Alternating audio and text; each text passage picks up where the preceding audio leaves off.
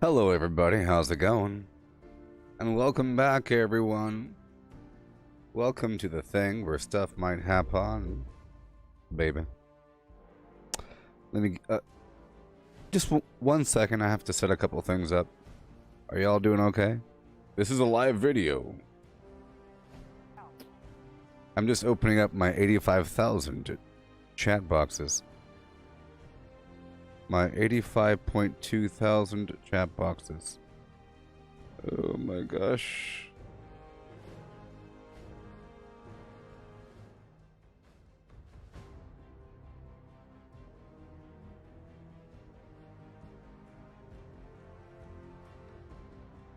Golly.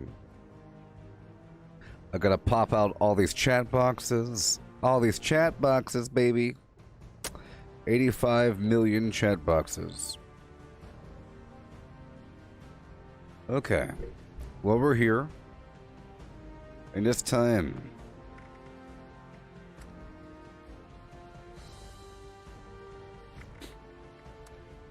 So what I'm going to do right now initially is transfer a couple things over.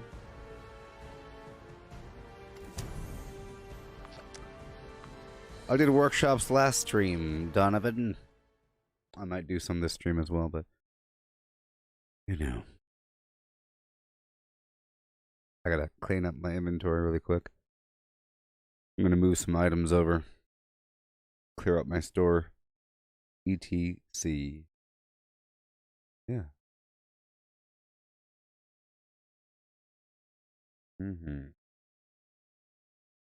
I have my chat boxes wide open.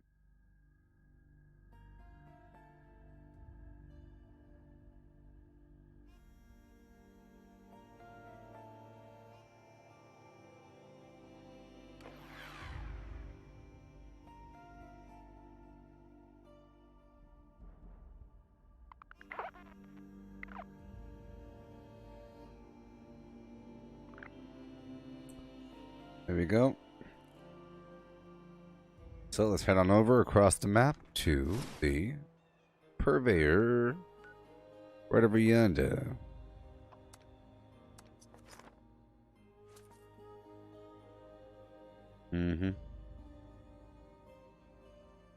And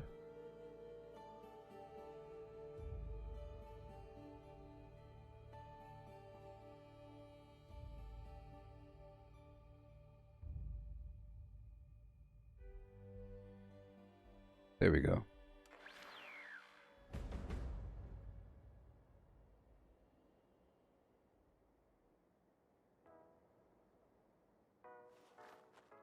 Oh yeah. We are evolving over time. Bit by bit. What you know. There we go. Let's pull everything out. Everything. Oh no. First the garbage, huh? All the normal stuff will be transferred over. All the stuff I can transfer over, I will transfer over. Everything. All this garbage.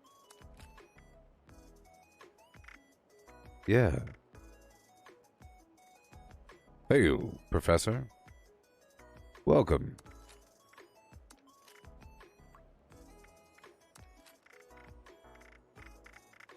Okay, let's clear out my store.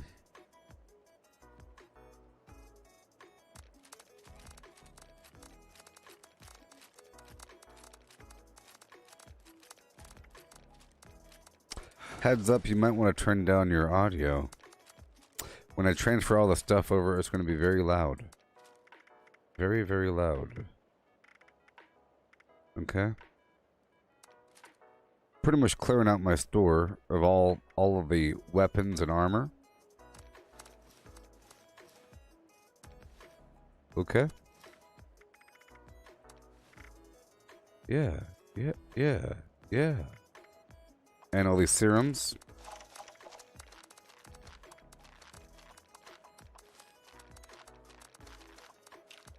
And other weird chems. Yeah. What? Well, Donovan, are you sure it's saying what you think it says? It says Valheim? What are you talking about?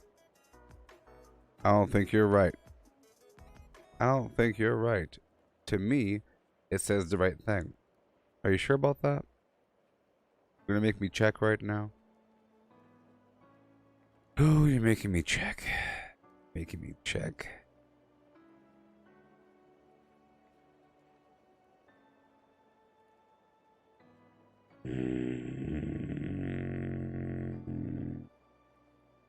You're right. What the heck?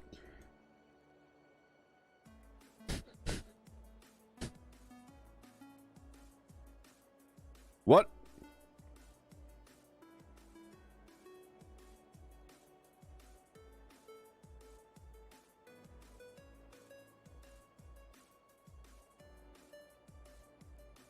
What? It should be good now. Let me know if it's good. I think I fixed it.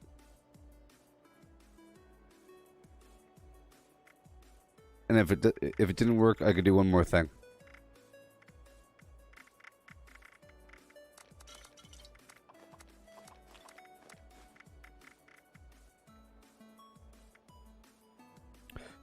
If you reload your page, let me know if it's good. If it's not good, I could do one more thing to fix it.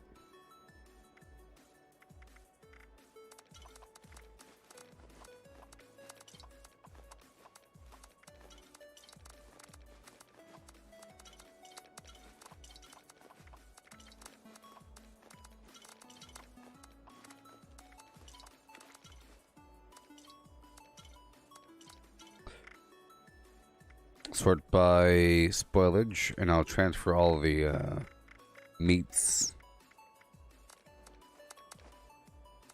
and whatnot.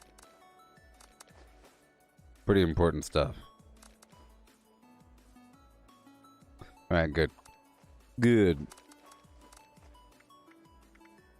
It's working. Good. Good.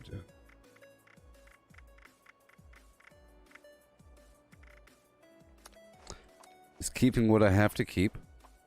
Okay. Doing some lovely cleanup work. Pepper, salt, and all that nonsense. Everything else I'm transferring out of here. Sugar.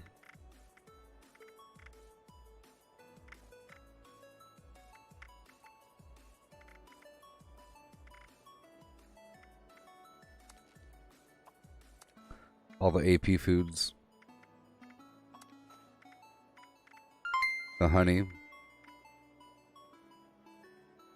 Thank you, Chris. Yeah.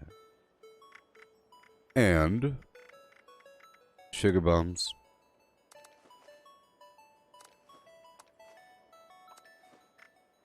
Okay.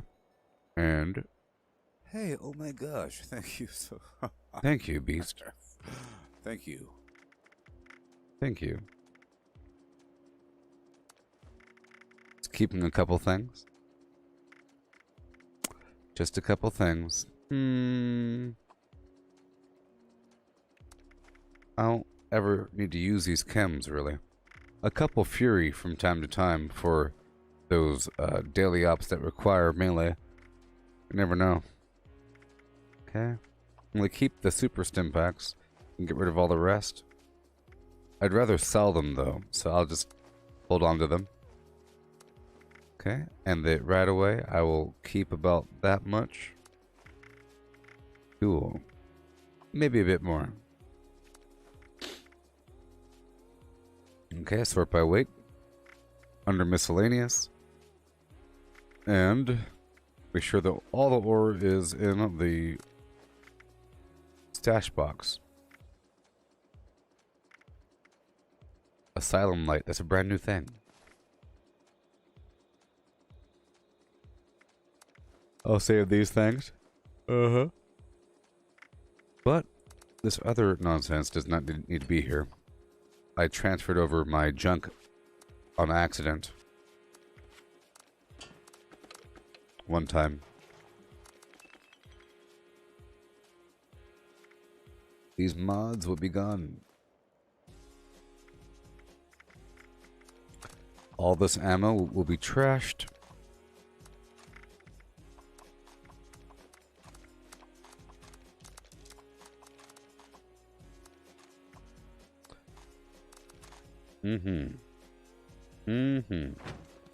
Okay. And we can't forget that I have I believe, a primed shotgun? Or is it a shotgun, or is it...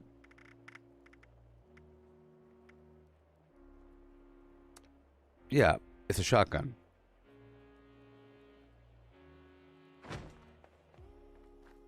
Interesting. Alright, let's put everything away. Hey there, Brody. How's it going, buddy? How's it going? Are you enjoying this game?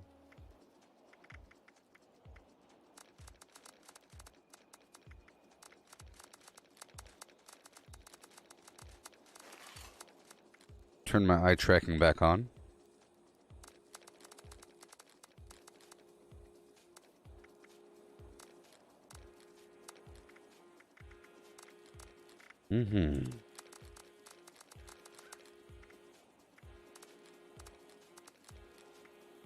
Yeah. A lot of garbage, huh? A lot of garbage.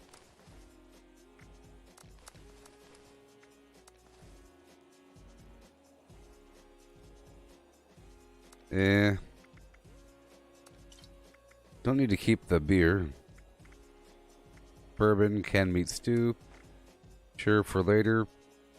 It's nice to have that stuff for later. I can sell the rest somehow. I'll store all these Nuka-Colas for whenever I do have a Nuka-Cola cola nut build. Okay.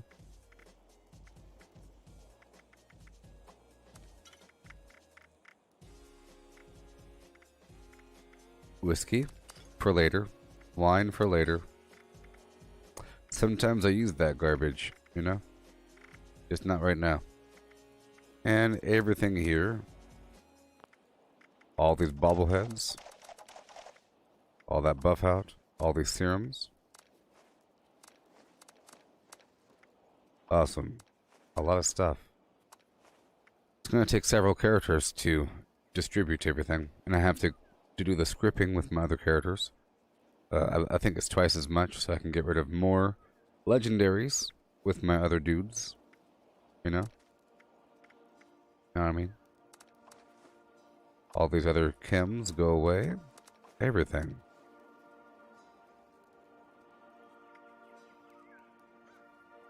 That's right, you did say that you lost some stuff, didn't you? That's right, you did say that you lost some stuff. I should do a small test. Ah. Fine, I'll do a test. I'll do a test. You did say that you lost some stuff. Alright.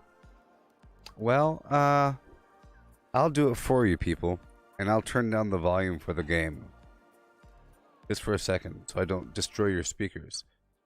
There it goes. I turned it down, and boom, boom. I'll pull it back. Oh, so loud. Back up. Okay, and now I will do a small test by dropping off, oh, let's say that thing. There we go. Small test.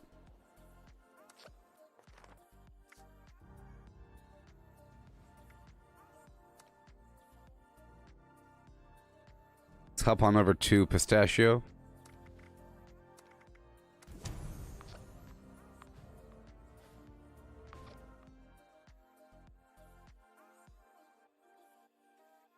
Yeah.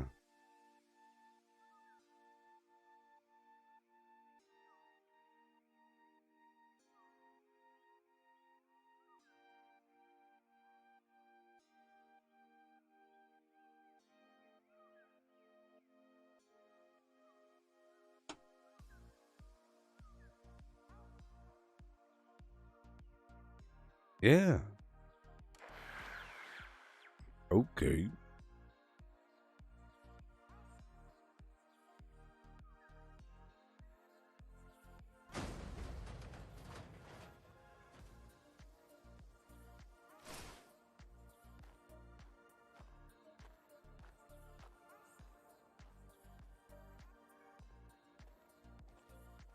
Yep.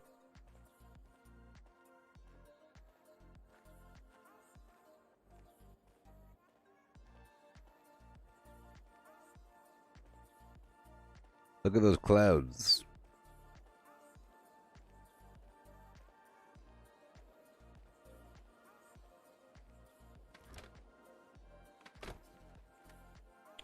Well, there she blarns. Okay, let's go make some room. Well, that was a success. That was a success. So from this point forward, I'm going to transfer everything. And if I lose stuff, then so be it. It's just nothing important. I'll be transferring over like 20, 30 legendaries. I don't need any of it. It's just excess. It's for future weird builds. There's nothing truly important. I'm going to make some room here first. Sort by weight.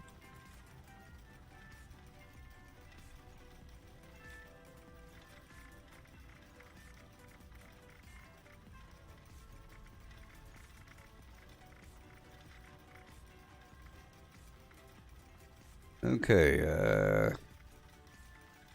1-star Gatling laser. Garbage. That's a pretty good weapon. Let's see here. 1-star garbage. Furious Flim Flam. Troubleshooter's combat rifle. 1-star. Goodbye. Let's just get rid of all the 1-stars first, huh? Like you and you. Because why not, you know? I'm just making room for everything I'm about to go pick up once I transferred over.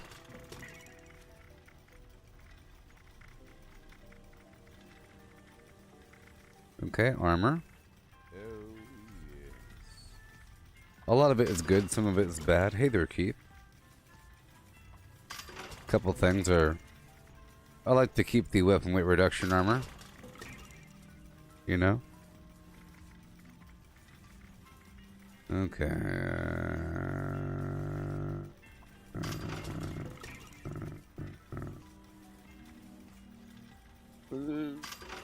Bad 1-star fixer. Instigating Flim Flam. With a VATS point reduction. Zealot shovel. I'll keep that. I like to have legendary shovels. 1-star, whatever.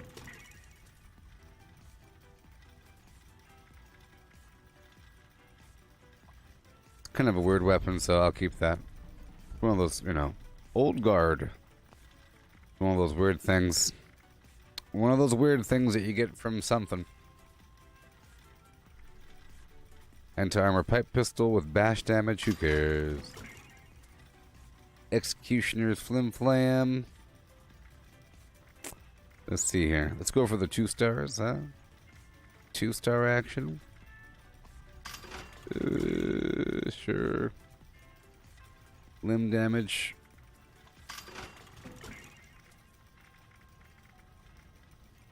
Berserker. How about Nocturnal? Let's go alphabetical. Get rid of them Nocturnals. Combat knife. Subdued pistol. Okay, good. 3 left. Alright, let's go do the transfer now.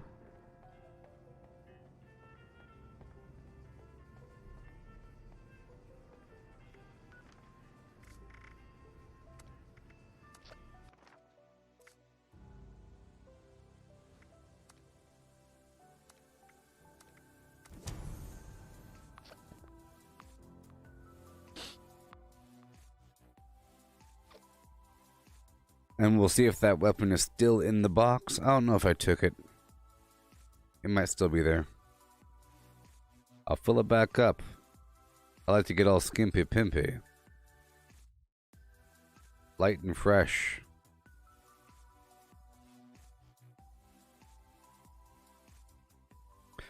quite the spine you got on you.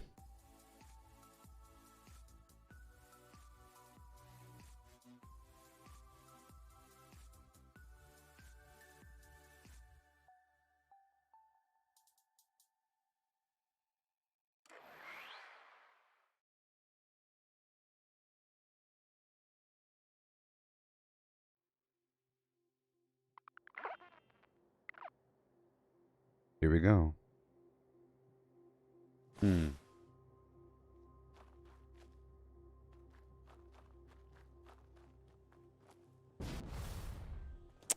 My bitrate is spiking right now. Oh, there's nothing in there. Probably because I took it all. Okay, here we go. Loading up everything that I can besides the stuff that I can't. Now, I'm warning you. It's about to get very, very, very loud, okay? It's about to get very, very, very, very loud. Alright? So, you might want to turn down your flim-flam. Just know that once I grab all of the items from the box, it might blow up your speaker. Because it makes a noise relative to how many legendaries you've picked up. It stacks. It's like a weird audio bug. There's no limit to how loud it gets. It's louder. Alright. The heads up. It might blow up your speakers. Too hot to handle, too cold to hold.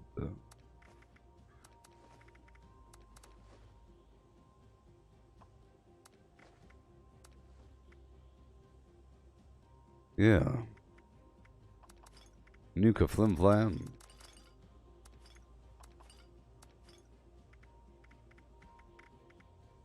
Rum Raisin. Oh boy. Vodka's good for the hard lemonade. Okay. And everything over here besides that. All those serums, all those other chems. But I'll keep the very mintas. I'm not making sunshine oil right now, so I'll save the glowing blood for later.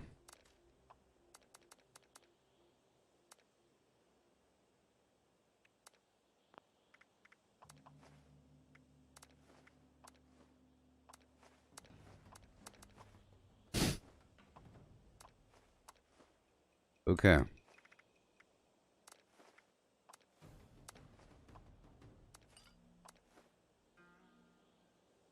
Here we go. This is about to get exciting. I'm gonna put all the ammo over here in this dumpster.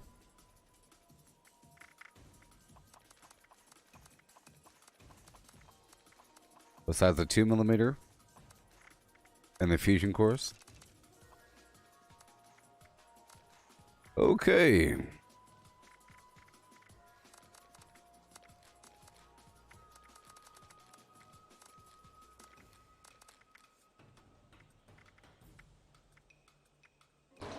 Cool.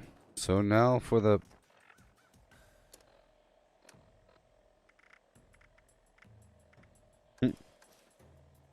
Now for the moment of truth. Part of me hopes that I lose everything. Part of me hopes I lose everything. That'd be hilarious.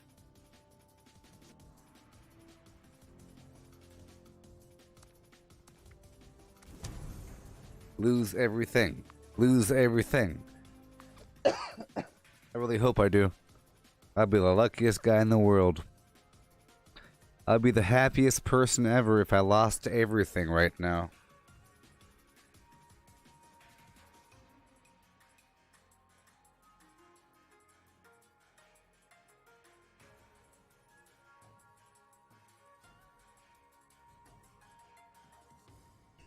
You understand that by me saying that, it's like an anti-jinx? Because if it comes true, that means I'm really lucky.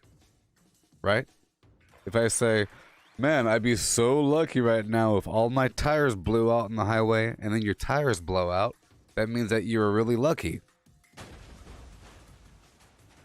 Because you predicted it and it happened. It might not be a good thing, but it happened, which means that, well, there's your chance to be lucky. Next time, wish for something better than your tires blowing out.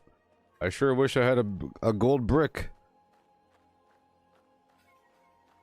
So, if you wish for something really, really bad, the laws of the universe state that you're not supposed to get what you ask for. Therefore, vis-a-vis, concordantly, ergo,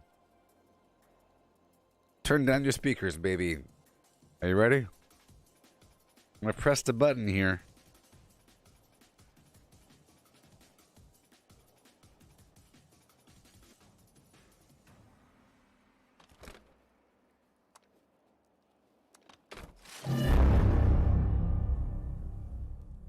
Okay.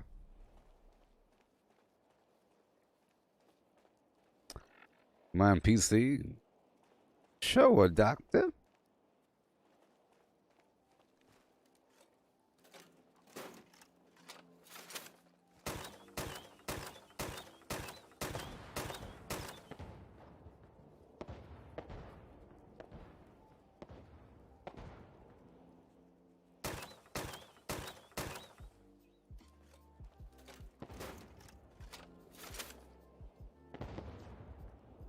All right.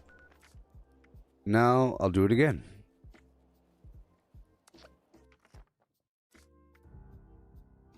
I told you it's like a weird audio bug that scales with your number of legendaries that you transferred over. Let's go down to Itrebaboog now and do it again. I sure hope I lose everything. I'd be so darn lucky, universe. You see? You trick it. That means that it can't give you what you want. It can't give you what you want. Every so often it does. I'd say 9 times out of 10 it does not. Therefore, if you ask for things that you don't want, it'll give you the opposite. It's like a hacking the universe thing. Don't use it all up in one spot.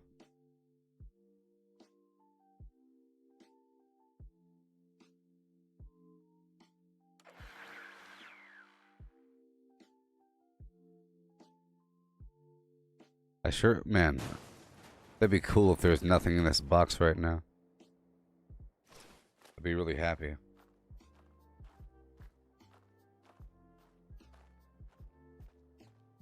What was it I did? I'm transferring items between characters right now, using a private server.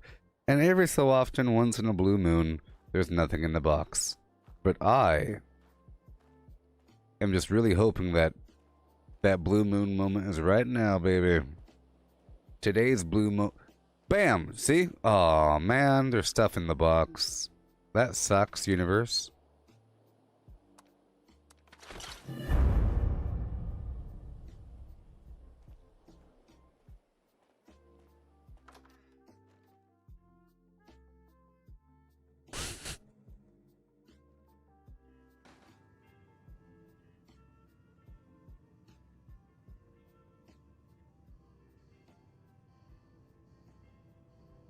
Well, you see, I think to make it work, you have to get outrageous with it. You know what I mean? For example, if you're holding a bowl of chili, of scalding hot chili, you say, man, that would suck if I slipped and this flew across the room and landed on that cat's face and killed it, and then I got kicked out of the house. You know, that means that you're not going to drop the chili. Nothing's going to happen. You have to go crazy with it, like Final Destination with it. Man, it would suck if I tripped over that ladder and the thing snapped shut and dropped the thing on the thing and the car blew up. I'm not going to tell you all the secrets of reality, just a couple of them. You can't do a common thing. Like, for example, break a leg. That works! A break a leg is the best example of that. But you take a personal breaking... Like, break a leg? What? You're wishing the opposite to happen for yourself, but it's like so out of, forget your lines. Hey, forget your lines. What? Forget your lines. No, that's too believable. Of course you're going to forget your lines, but if you say break a leg, then nothing bad at all has to happen because the universe won't let it happen.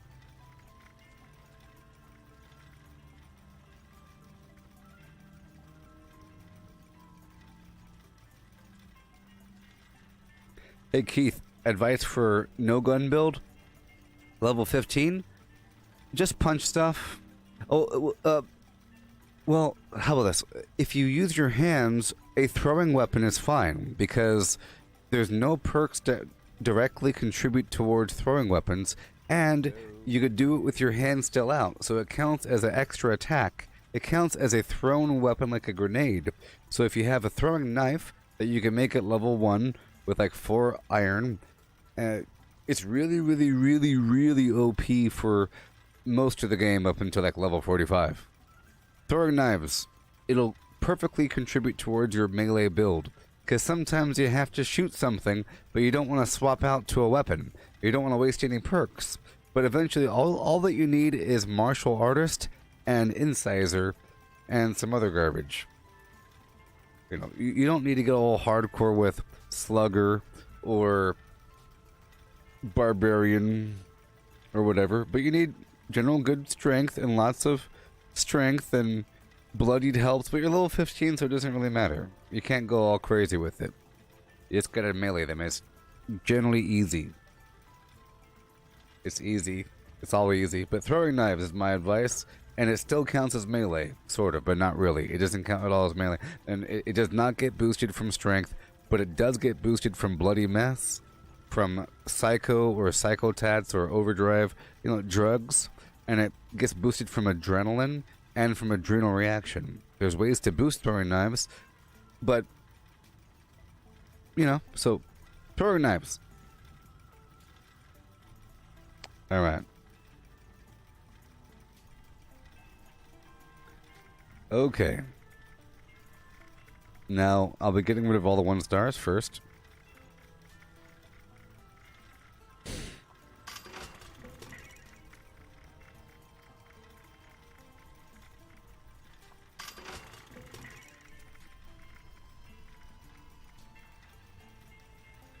Stalker's Machete. Hail, Charles.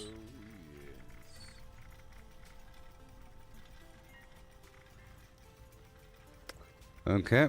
I'll get rid of you. Let's see here. Light machine gun. Sure. Anti-armor recon, I like you. Anti-armor flim flam, nope. Anti-armor, you don't even have what I want. Goodbye. Berserker's bone, I don't like Berserker. It's so stupid. Let's go by name. And get rid of the Nocturnal, because I don't like him. I don't like you. I don't like you. Oh, okay. 5. Vampire's Pitchfork. Sort by value. Very bottom. Armor. Okay.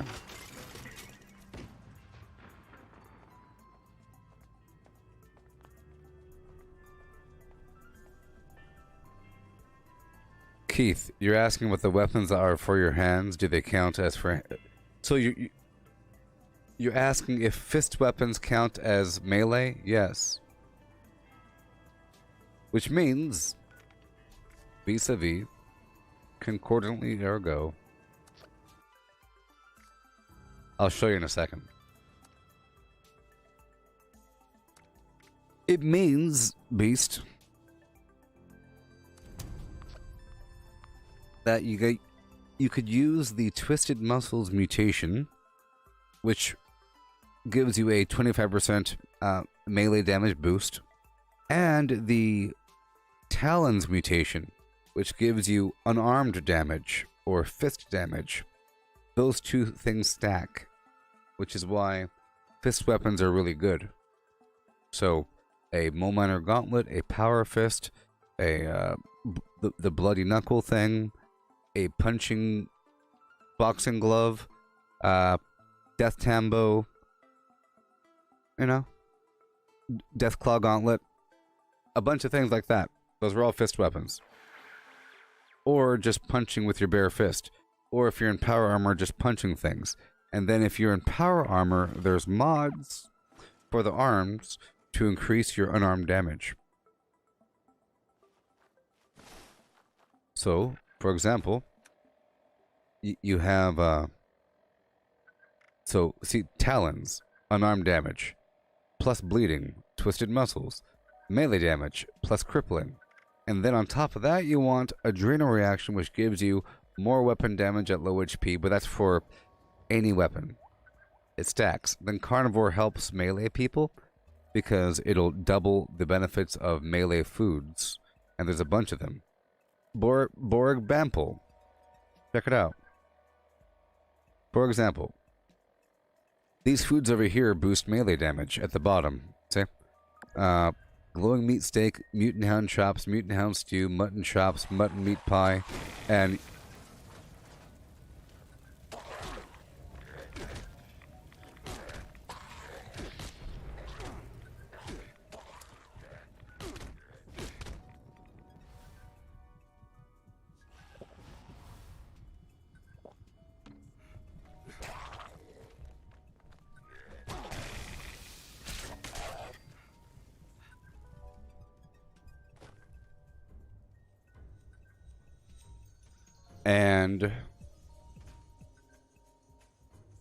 jaguar ribs, jaguar roast. So, it's pretty easy. See, the mutant hounds are found near mutants, right? And you can make the chops and stew. The only difference would be starlight berries, okay, for the stew. And then for the jaguar ribs, jaguar roast, the difference is the mute fruit plus some pepper, I think. And then you have mutton, which is sheep squatch. So you have to kill any glowing creature, which includes mutant hounds, jaguars, and sheep squatch. And you get a lot of stacked melee damage. It's pretty good. Plus, Deathclaw Wellington gives you +8 total strength. And every point of strength equals 5% more melee damage. Okay. Yeah. Yeah. So, Professor is telling me to tell you to do this one thing I do. So, you have a hit and a hit and a hit and a hit and a hit and a hit 1 2 and a hit. Oh yeah, right? But then you go block. Okay. Got a hit and a block. Hit block. Hit block. Hit block. Hit block.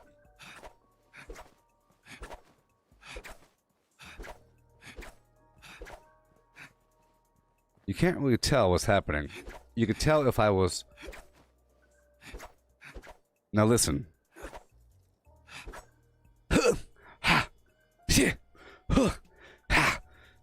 Listen. Now listen. Nothing.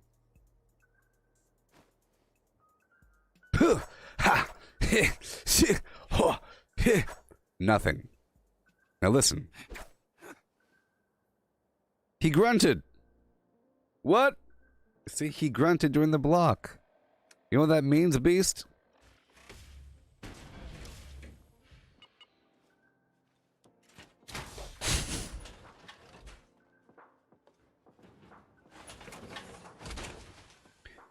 Here in my power armor, I'm using let's just make sure. Am I? Yes, I am. I'm using the hydraulic bracers for more unarmed damage, but here, if I'm not using a weapon, punch, punch. You see, in power armor, or if you're not using a weapon at all, it's the same thing. So, here I'll show you. Boom, boom, boom, boom, boom, boom. So if you can hear the right? He's not supposed to listen. See? Nothing. Nothing. Nothing. Nothing. Nothing. If you go faster, you could hit him with the block is the point. If you do it just right, you go punch. Hold on. You go like punch, punch, punch, and go boom, pound, boom, pound, boom. Plus, it's a little bit faster. It's a little bit faster than the normal punch sequence. Like this right here, it's kind of slow, but this, it's a tiny bit faster. Okay? Now, one more thing. You see the AP bar at the bottom right? Okay? If I press Alt, it's a power attack, right? So you got the punch, punch, punch, punch, punch, punch, punch, punch, nothing, right? And then you have power attack. So you have right swing, left, so right swing, left swing, right swing, whatever, right? And then you have uppercut, right? But you also have a jab. If you're running and then you punch, it's a power attack. See? It's a jab. It's like a boom. He's punching straight forward and he's making that sound, and it takes a little bit more AP. If you don't have the AP at the very end of your run cycle, he doesn't do that. So if I were to waste my AP right now,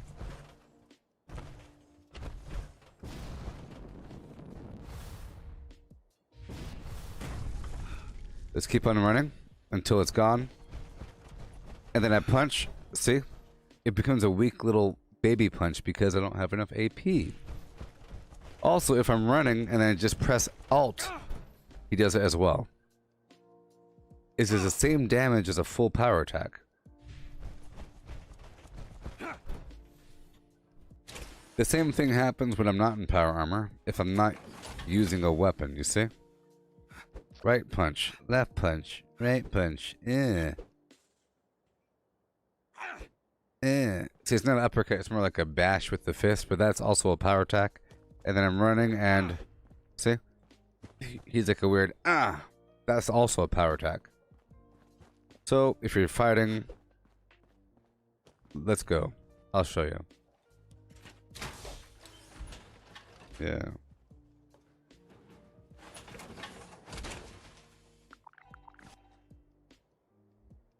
Alright. Well, you're leaving, so goodbye. We're done with the lesson. Moving on with the game. Moving on with the game. I like to answer questions. I like to answer the questions from time to time. Oh no. Okay, one gun army, ricochet. Okay, everything's fine. Skeet shooter, enforcer, strong back. Okay, cool. That means I can use a shotgun if I wanted to, right? Shotgun. And I'll put the...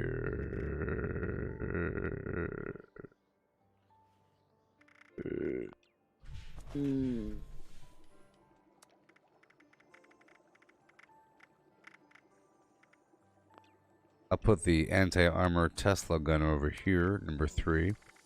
And I'll put the purified water number Flim Flam.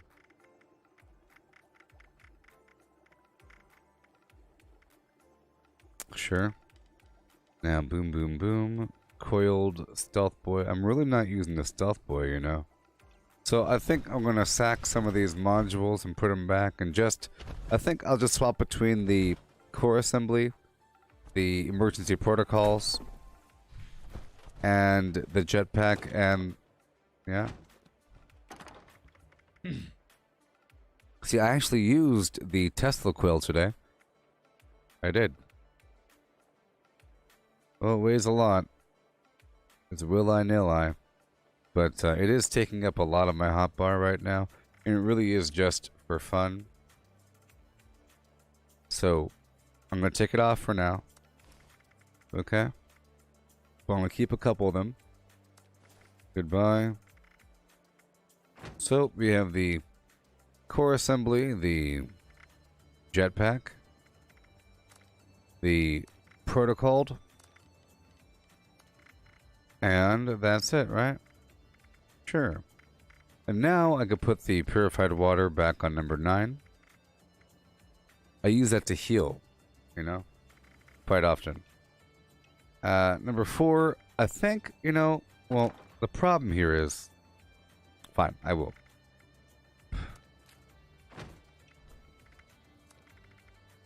I'll put the bow back on. Okay, I don't have any arrows. I was going to say, I'm thinking about using the bow again, but the problem is in power armor I can't use a bow.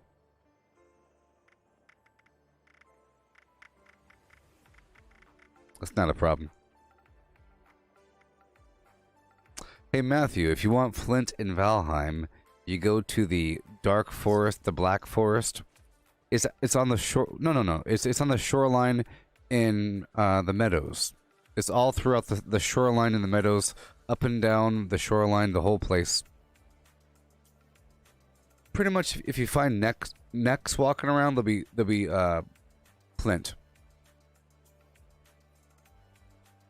And I don't think it respawns or anything.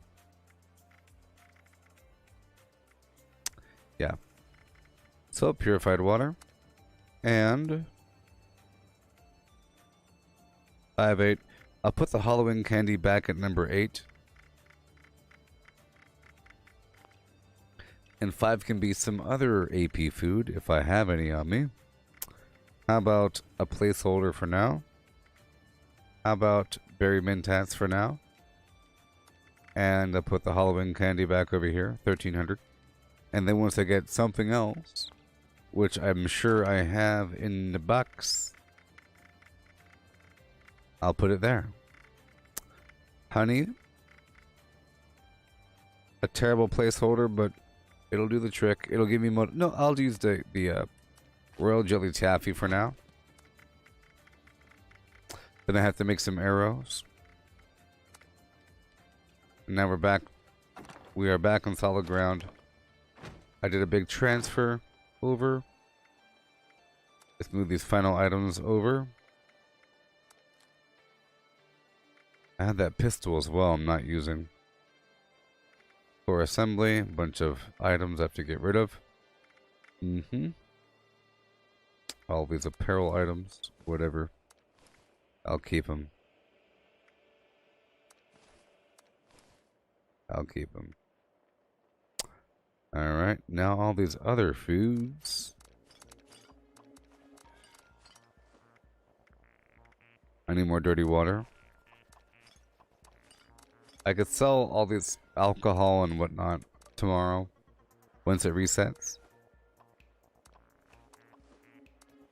Nice and skimpy, Mac Pimpy.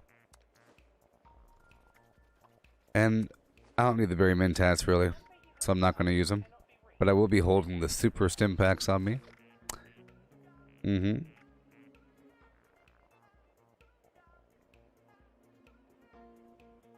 Sort by weight. Okay, key card. Gunpowder. Flim flam.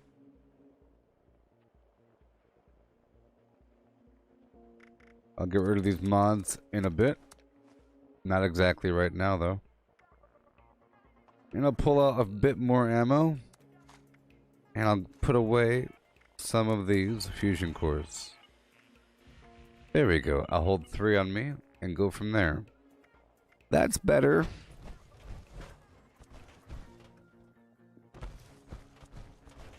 Yeah, that's much better. Whoa.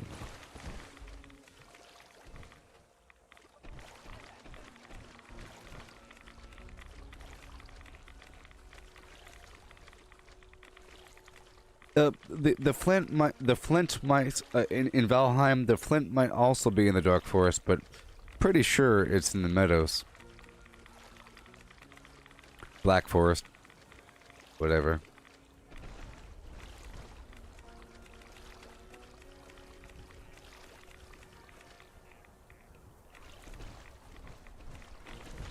Okay. 130. Bring my life down. Check my life again. Ricochet. Nerd Rage. Sure. Bring my life on down.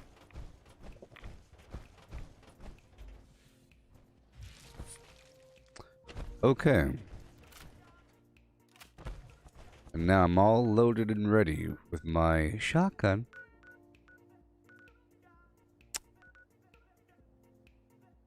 You know what I should do?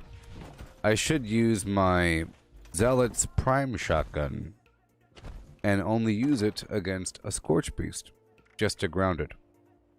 So I'll put that away, and I have this Zealot's Primed Shotgun. Pretty good combination with limb damage. What you know about that? Huh? Yeah. There we go. I'll keep about 675.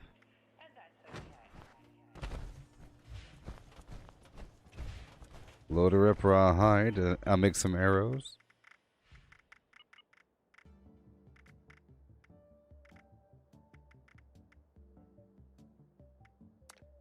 There you go.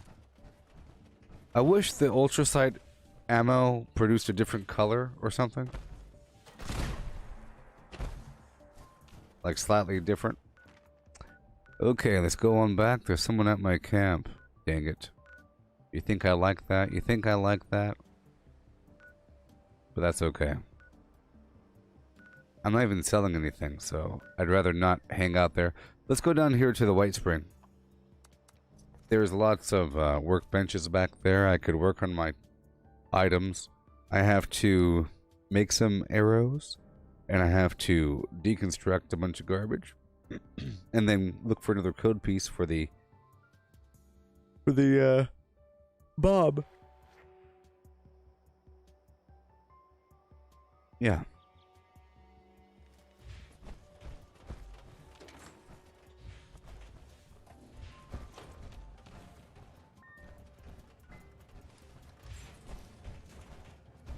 Yeah, I think going between the three is nice. That's nice.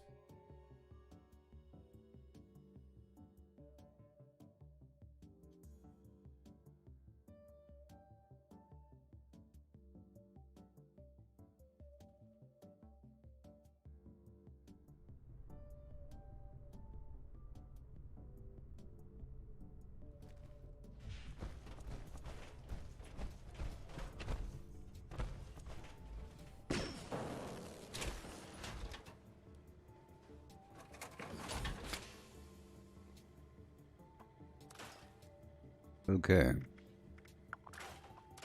I do have scrapper on. Okay. I'll make some ammo. Just a few arrows. It'll come in handy.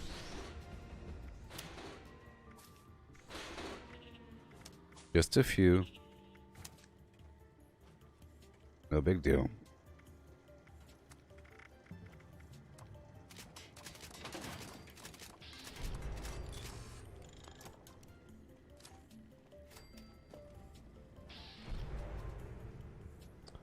There you go.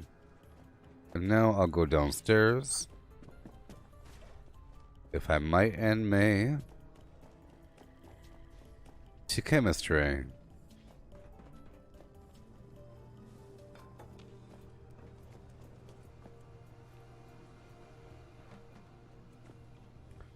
For the workbench. What did I just get rid of? I don't know.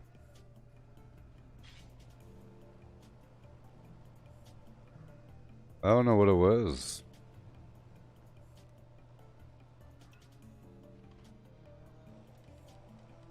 I don't know what I just got rid of.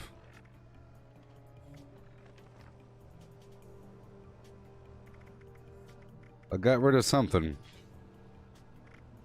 I don't know what it was.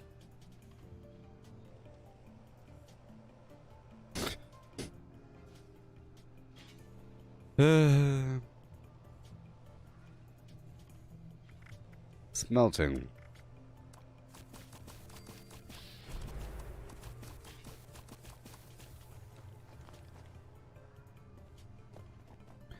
Okay.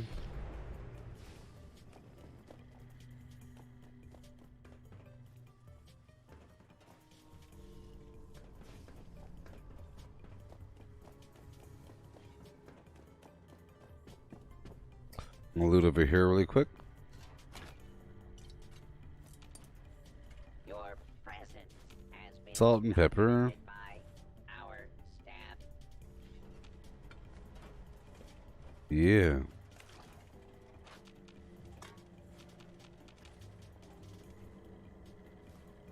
Thank you. Goodbye.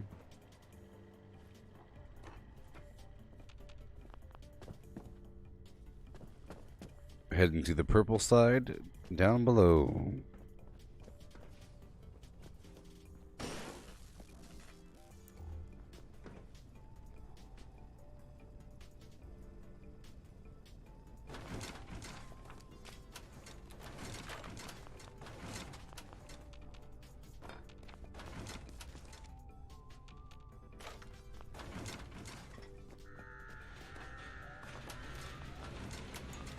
I feel like there's a slight delay on YouTube.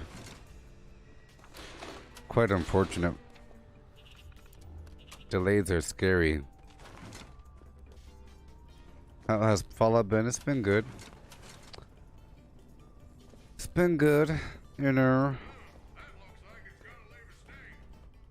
Yesterday I made a new character, but I didn't play with him at all today.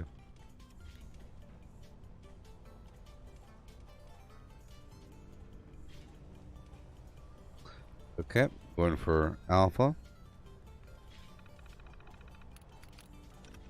Another code piece. Cool. And we go on. Right there. Right there.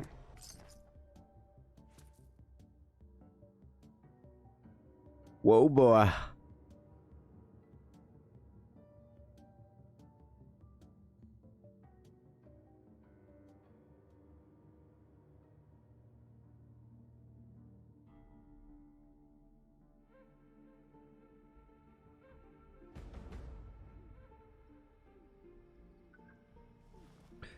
Okay, I'll get my armor now.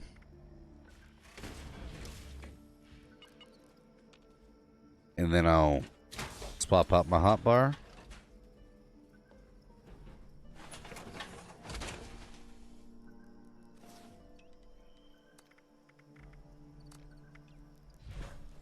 Here we go.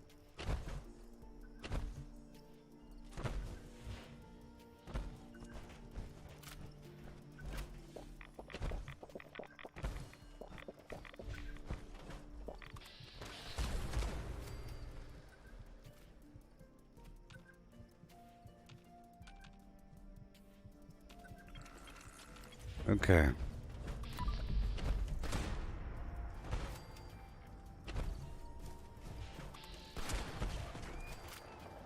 About time I kill a rad stag.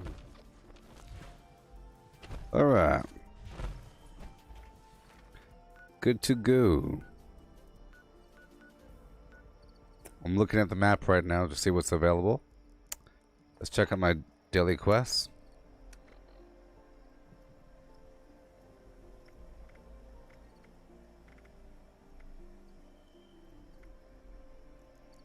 Alright. I'll just hop on over here to this other workshop location. Right over yonder. By way of Blake's Offering. Up to Dabney Homestead. Oh, Ben, you've been playing Rage 2? I played that. Yeah.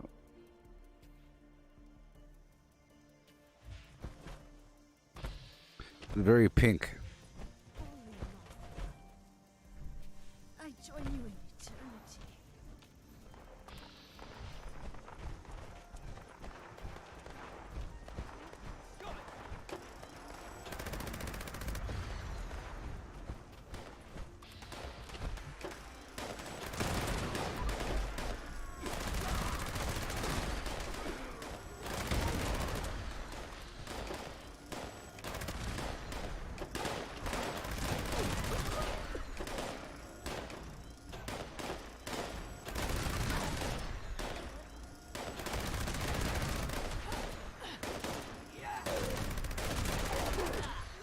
Yeah.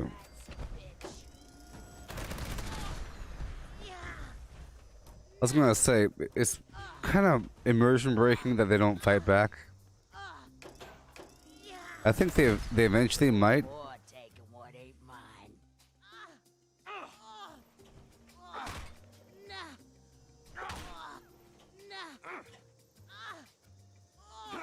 I'm just so friendly with them.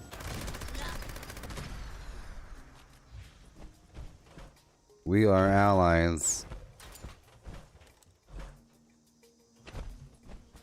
Yeah, there's a vehicle stuff, right?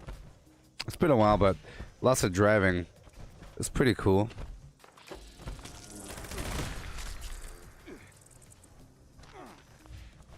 Talking about Rage 2 there, Ben.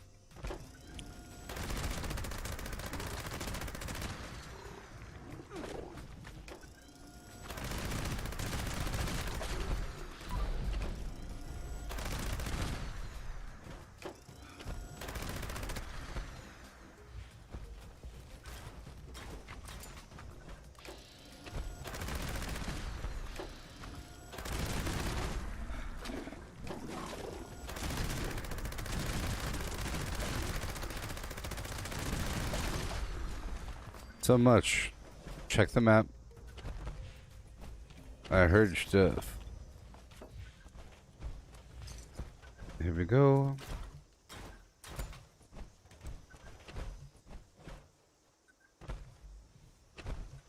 Oh boy. More code pieces. I'm gonna put down my collectron and keep on going. Oh, Professor. I scrapped an empty Nuka-Cola bottle. That's kind of funny. Hey there, Damien. How's it going, buddy? Yeah. Weren't you the one that was saying that you're having an issue watching the stream for a bit? I'm glad to see you back.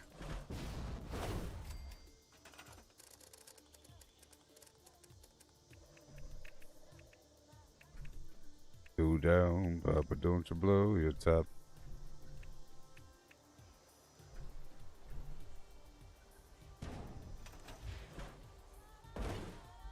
Okay, moving on. What's better? This is better than Fallout 4. I mean, it's slightly different, but they're basically the same concept, but this one is sort of never-ending with a ton of content. You know? The never-ending nature of Fallout 4 is the fact that there's a million mods associated with it. You could play the game again and say, this time I'm gonna do this thing. But in reality, you're just starting over a single-player game. This, you are re-entering, it's like sort of like starting a new character in World of Warcraft. It's a new character in an existing world. And you're reintroducing yourself to the storyline, but the story is separate from you. Or like the world is there and you're in it, versus the world is being made initially with you making the game. And but I think it's better, of course, because you know there's more Just imagine this: for all the complaints that people give this game, it's just a bunch of borrowed assets from Fallout 4. Okay, so it's Fallout 4 plus, so it shouldn't even be a question which one's better if it's using assets from Fallout 4. Plus, you know, so you have existing stuff, existing enemies from Fallout 4, plus a bunch of other garbage, and more plans and recipes and interlocking systems, enemy types and everything, and a different world. It's probably larger. There's more stuff. It really is, what, 16 times the detail? The map is 4 times as large. That was a meme at first, but it's true. If you're looking at the screen here, there's a bunch of garbage laying around in general. And outside, it's not as flat. And the world seems more realistic, I guess, compared to Fallout 4. See, there's like more garbage on the ground. See all this garbage? 16 times the detail. That's what they're talking about. This area here is a particularly ugly area, but it still looks good because it's, you know. And look at this guy. Look at that.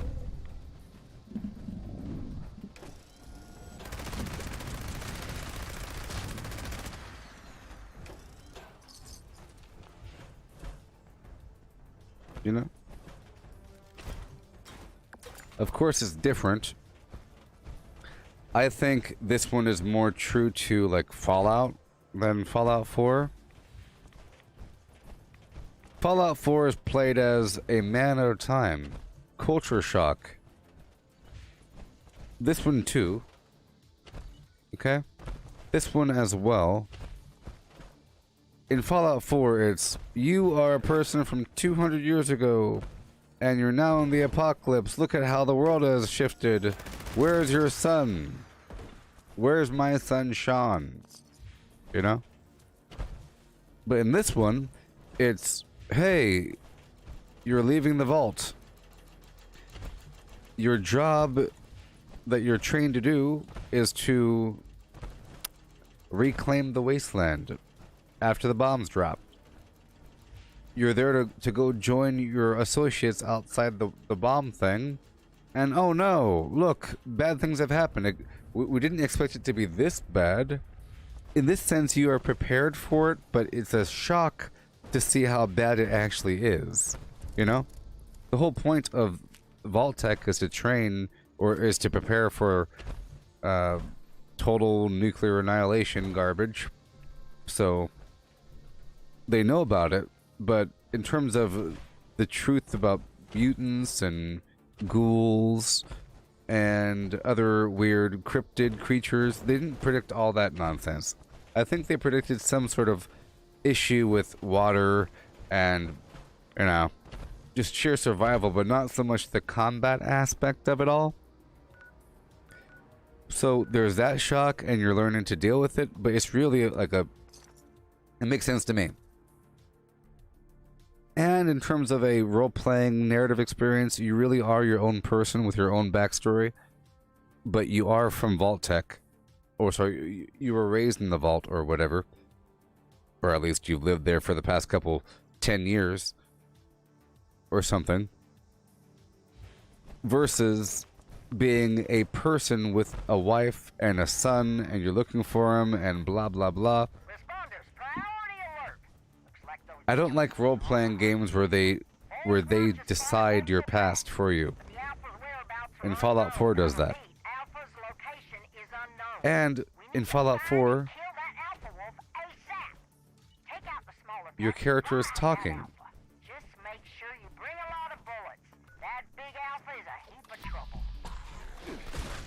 In Fallout 4, your character talks. Your character has a darn voice.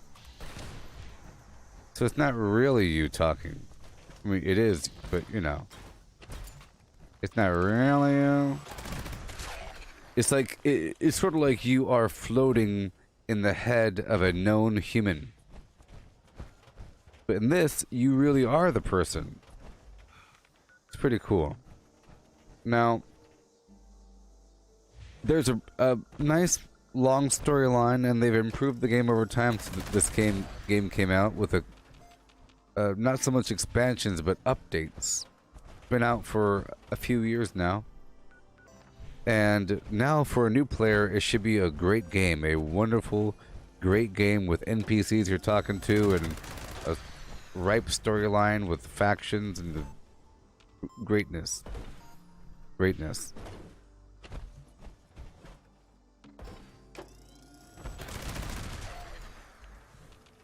So in Fallout 4,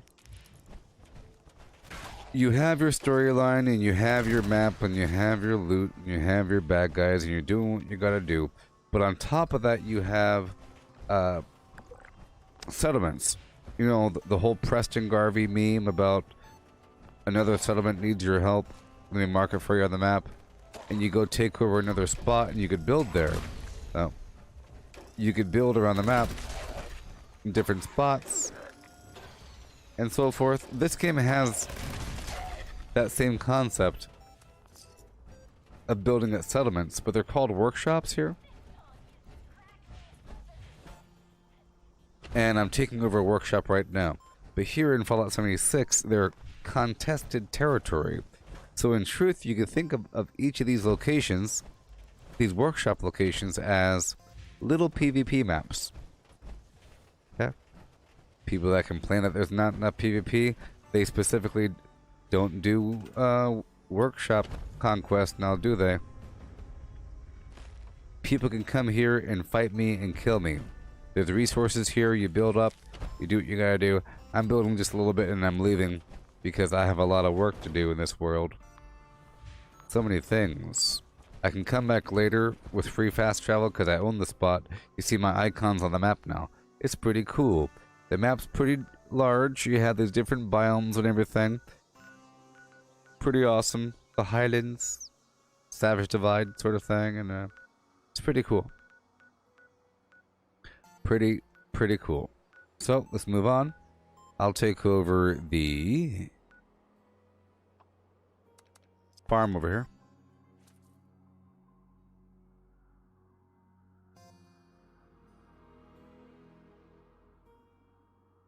I might make some razor grain flour.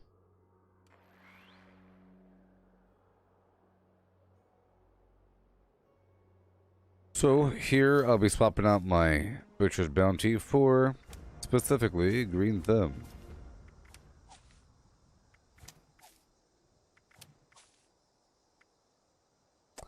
Ricochet and one gun army.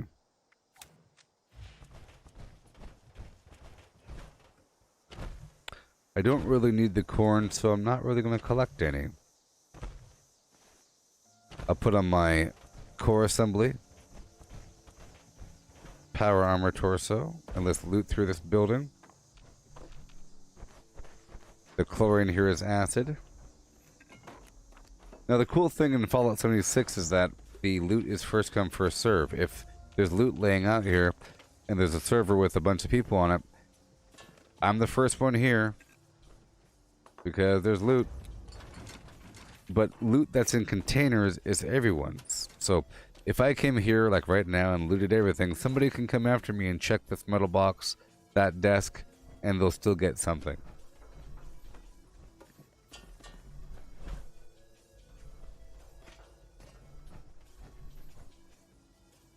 I need all this stuff for, you know, weapon repairs and workshop conquest, and ammo. But if you're not building, then there's not much of a point.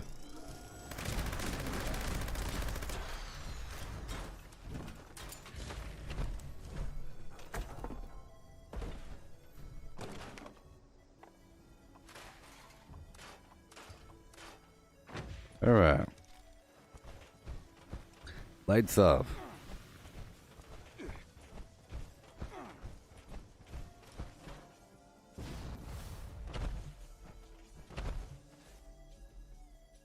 Loot.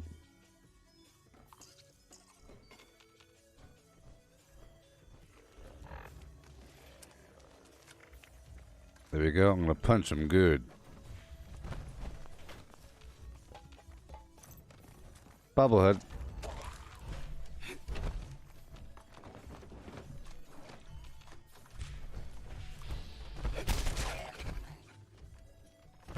Thank you.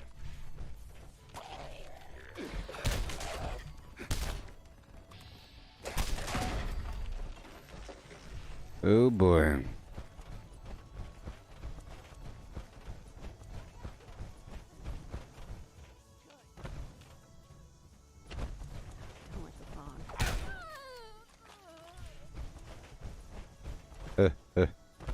Okay, let's go eat a bunch of food here. I'm letting myself starve. And I should make that pepperoni roll. Is what I should do. And that radstag flim flam. So after I take over this workshop, I'll cook a few foods.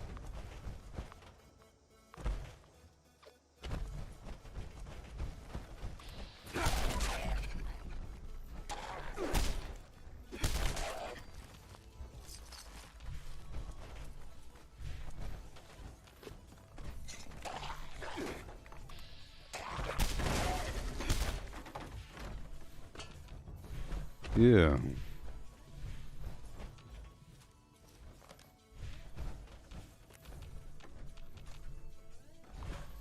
Goodbye. Take this over. Lovely. Lights off. There we go.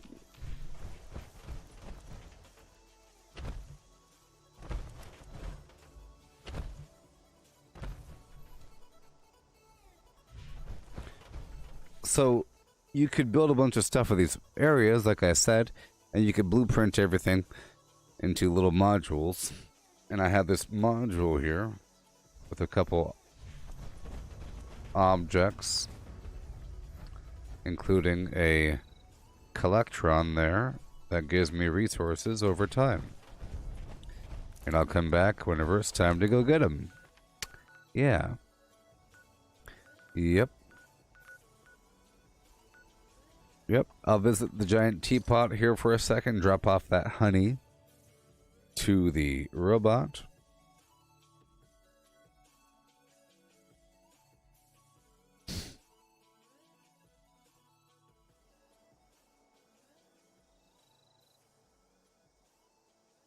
Oh boy. A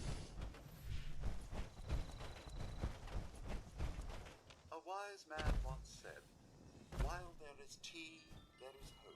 Are you good? I prefer my hope black with a touch of honey. It's wonderful to see you. Simply wonderful.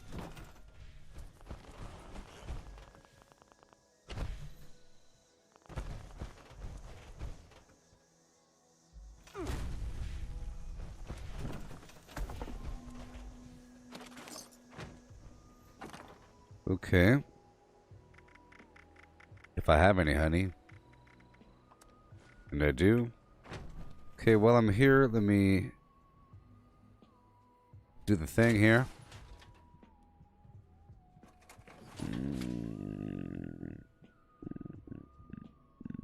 Razor grain. Pepper. Okay, I have to get some razor grain. Of course.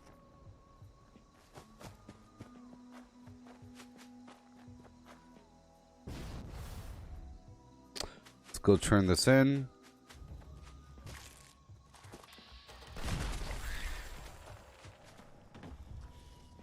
Welcome back, friend. I am afraid. Here you go. It's fine. I got the honey. I got the honey, friend. Oh, gracious, you're back. Take the honey. How was it? Who did...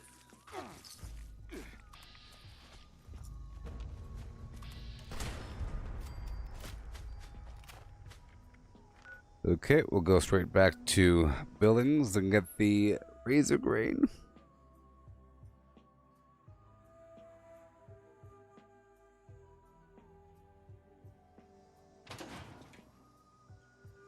Yeah. Razor green.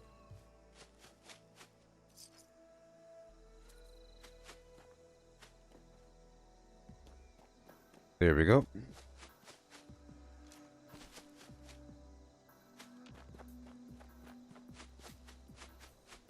Grab a few of these items here.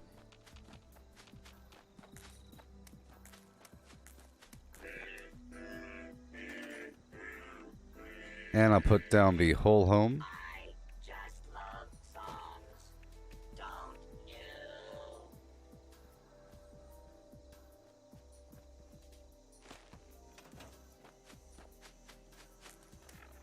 And I'll cook a few things.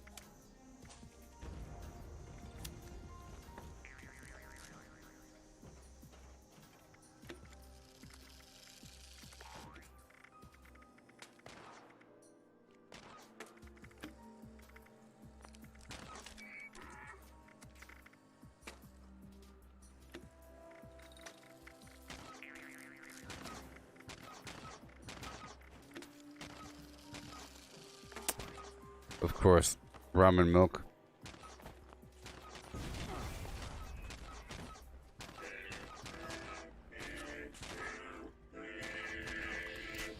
I just love songs, don't you?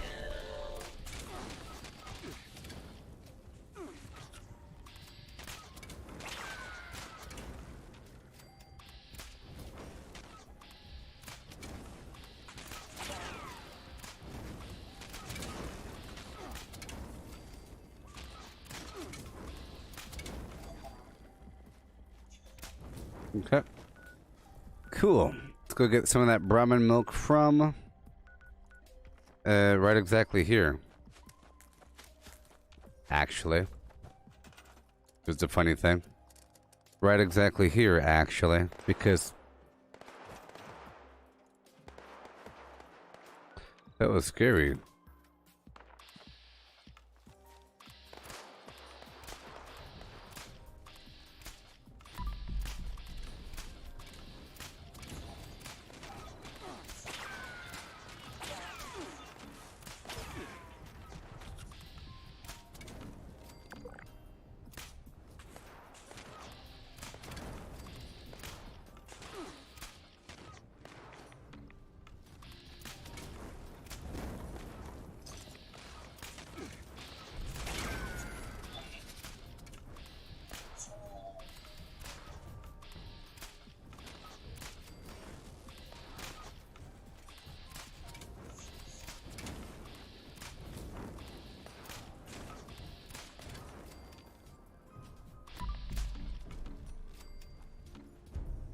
Okay.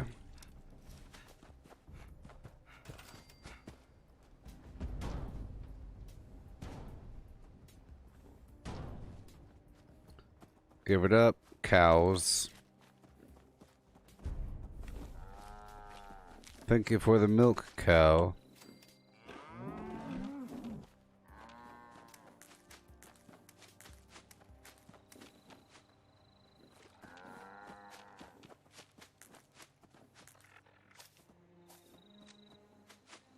Yeah.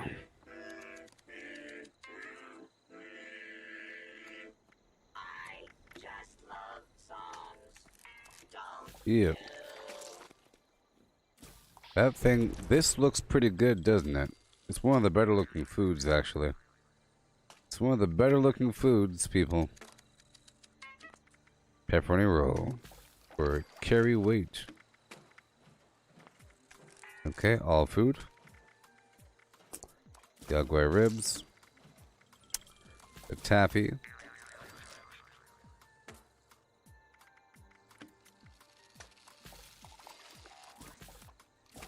The flour. I could plant more, but whatever. I can't wait for the mass crafting. That'll be game changing, actually.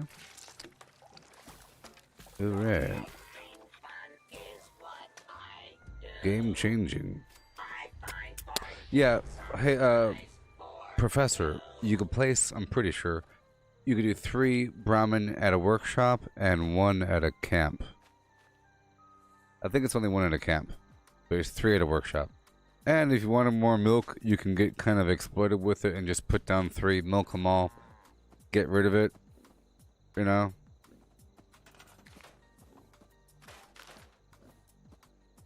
Right? You get rid of the thing, you put it back down, and you get it again. Okay. You could just do that over and over and over again. If you wanted to. You know? If you really wanted to. Oh boy, I gotta do it. Uh-oh. One Violent Night. Oh yeah.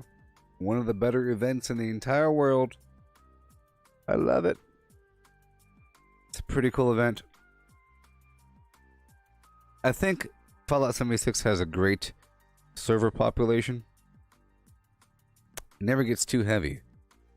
Sometimes there's a lot of people that show up to do something, and it's kind of cool when that happens, like during public events. An automated alert. An unknown dangerous creature has been sighted in the vicinity of the Sons of Dane compound. This thing's been attacking the Buck's Den beer house every night while we party. We call it the Night Stalker. Kills some of our best guys. Molly says loud music is what's tipping it off. So we can make a ruckus to draw it here and set up an ambush.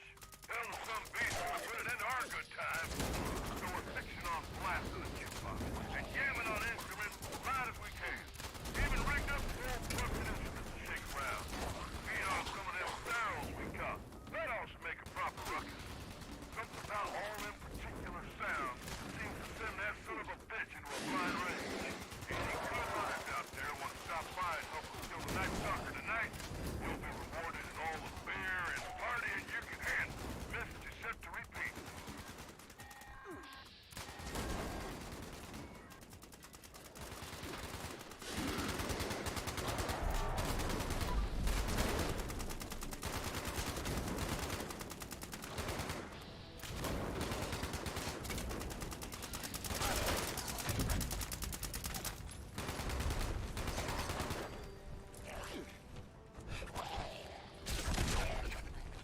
Okay.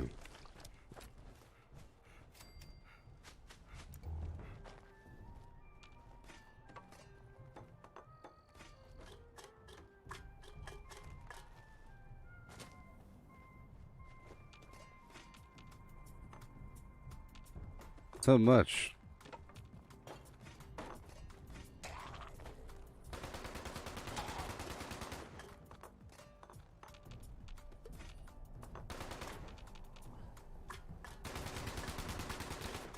It's funny how that ghoul figured that that dude over there was the bigger threat than me, and left me to go to him. That's interesting.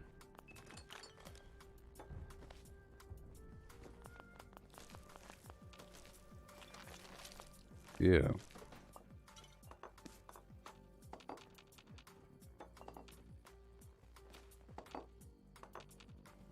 First come, first serve.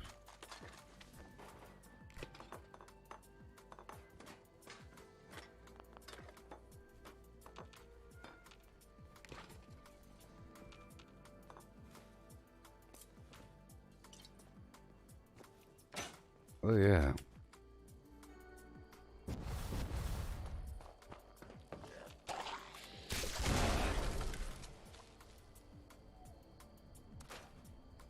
All junk, please. Yeah. All weapons. And armor. Done.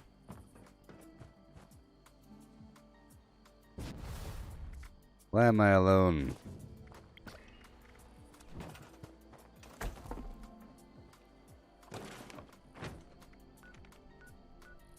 Okay. Moving on down the way. Oh no. What do you say? Not gonna talk to him. I did that already. Okay. So now I might convert over to an XP run. Perhaps. Yeah. I'm gonna spend some gold on some lunch boxes really quick.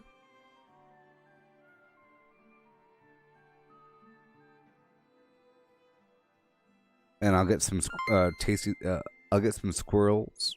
Hey, thank you, Jimmy. Yeah, I love your sandwiches. Hey, oh my gosh, thank you so. Thank you. Thank you, Jimmy. I will now eat the fish food in your name. It's a new thing now. I eat this fish food whenever somebody tips me. The goal is to finish this whole container.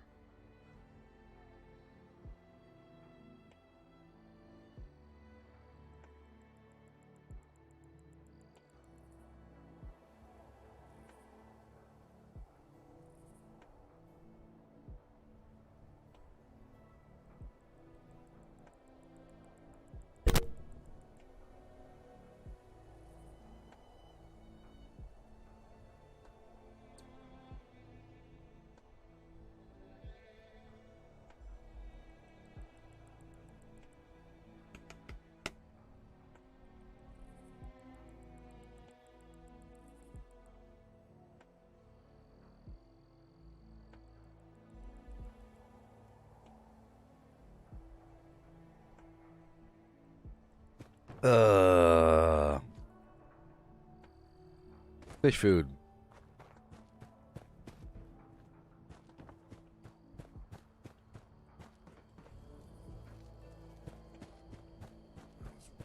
Next week it'll be my turn on guard duty. Hates late nights walking the walls. Interesting. Hey, fellow Jen's got style that I can respect. Hey, fellow dweller. Jen's got style that I can respect. You know what I mean? Oh yeah, yeah.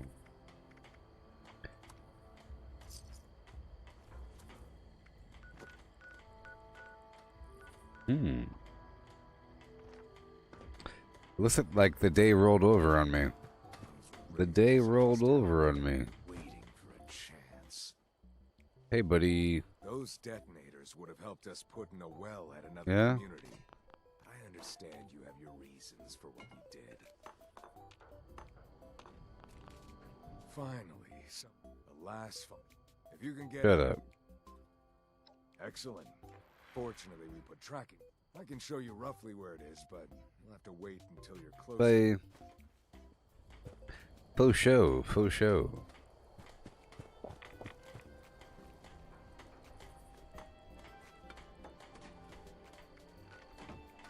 What's nasty, Dylan? What's nasty?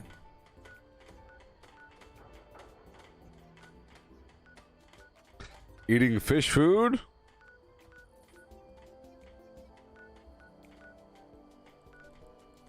Huh? Huh? I can't help it. I was tipped real money, so I was forced to.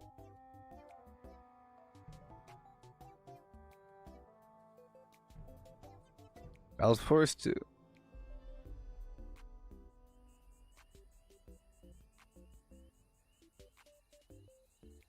One day when you're a dancing monkey like me, you'll see what has to be done.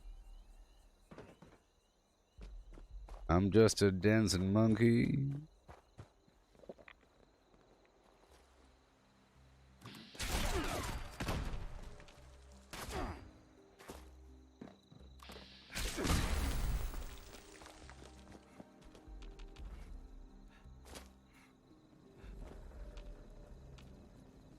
Do I have a Bitcoin wallet? I should, though. I was thinking about doing some crypto investments, but I think, you know, maybe if I did it 2 years ago. I think 2 years ago would be the time to do it. Not so much now. I think you're kind of, you should, like, I don't know. Every second that passes, you're missing opportunities. Like right exactly now, or maybe 2 months ago, three or four, a year ago, 3 years ago, put all your money into Bitcoin. Hey, it's you again. Good to see you, honey. You know what to do. All right. Start when you're ready. Give me the hot dog. Okay, honey. Ready, set, go. Give it to me. Those hot dogs aren't except Yeah. better get challenged. Don't you burp on me. Don't you burp on me.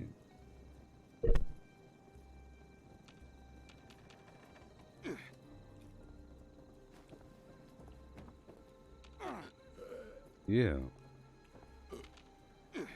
Why, sweetie, that was mighty impressive. Oh boy. I know there's a bunch of controversy right now surrounding cryptocurrency from a bunch of anti-capitalistic people, but their opinions don't really matter, in my opinion. In my opinion, their opinions don't matter because they're against anything that involves money. So who cares what they have to say? Right? If a person has an invention for a new thing, they'll complain saying, why don't you give it away for free? And they'll think that the person's evil for trying to make money off of it. So, but they're saying that it's a waste of resources and power and energy, you know, the carbon footprint for cryptocurrency worldwide is very large. Worldwide, if you think about all the energy that goes into it because of these farms and everything. Whatever, man. Things are relative. Things are relative. It doesn't really matter. But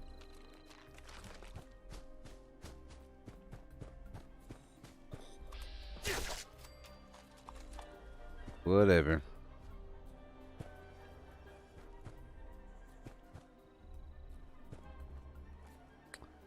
Oh, wait, I got turned around for a second.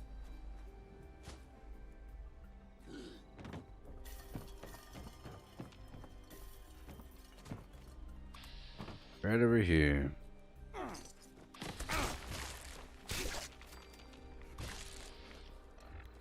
I'm gonna put the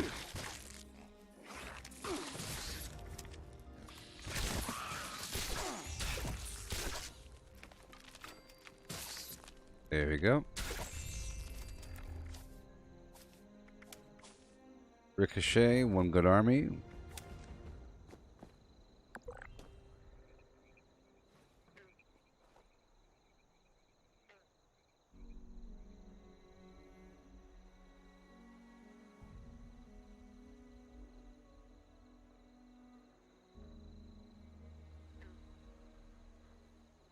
Yeah.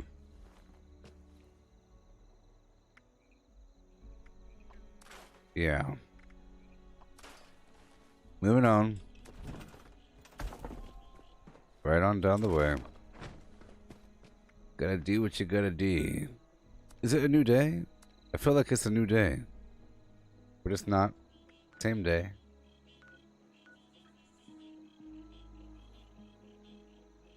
Yeah. So, let's head on over to White Spring for a second to go kill some squirrels.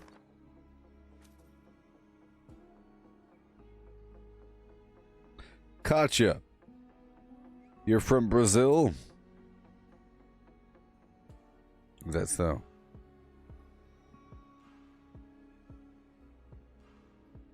Is that so?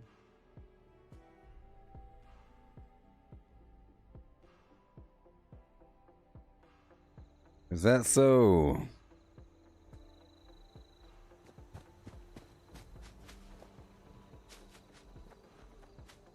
What do we think about legacies? I think that they're for scumbags.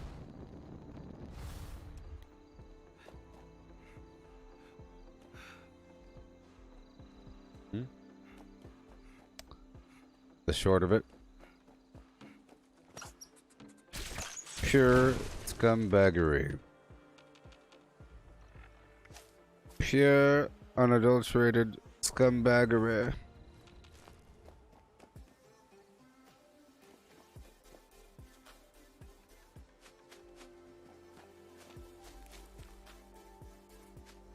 I think legacies are for weak people that don't know how to play video games but still want to claim victory. Usually some sort of socialist or communist kind of person that believes in equity through cheating. Equity through cheating is the name of the game for legacy users.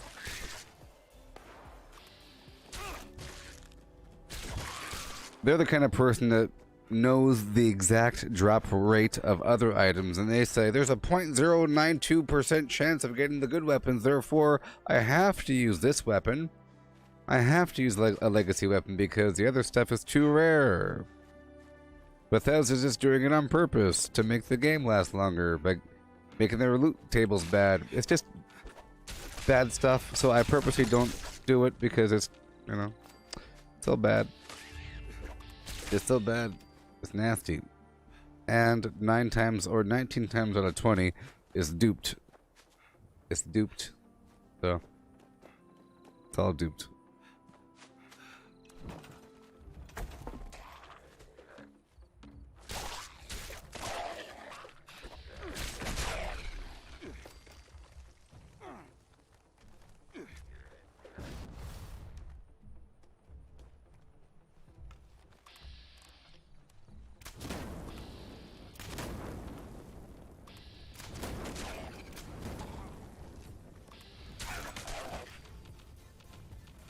Yeah. Okay.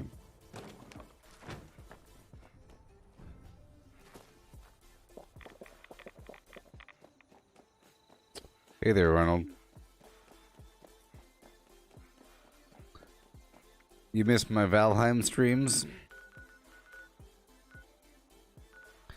Yep. Yep.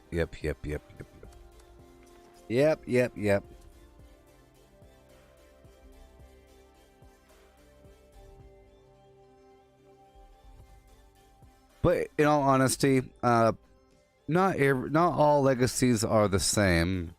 But in general, legacies are really cheap let's just imagine that they weren't, you see, they're typically explosive energy weapons. Okay? They're, right? And you have like the exploding Gatling plasma weapon. That just encourages a person to shoot willy-nilly, vaguely hip-firing, and that they go. It's for lazy people. It's so lazy. Or you have like the exploding Tesla thing, or it's just to put a lot of shots down range with minimal effort. You want to do minimal effort, you know, and maximum output. It's legacy weapons, while at the same time knowing that they're most likely duped, and you're avoiding other weapons and systems, while at the same time you're probably making fun of the in-game systems. I'm just imagining.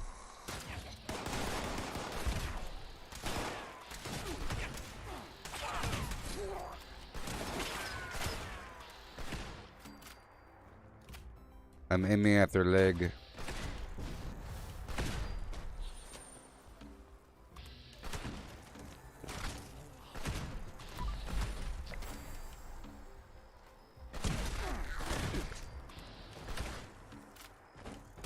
Oh boy.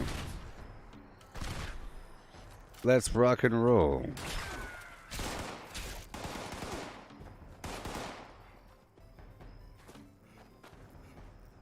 And they tend to, I don't like the sound of them. I don't like the sound of all that crackling. Now that I said that, you have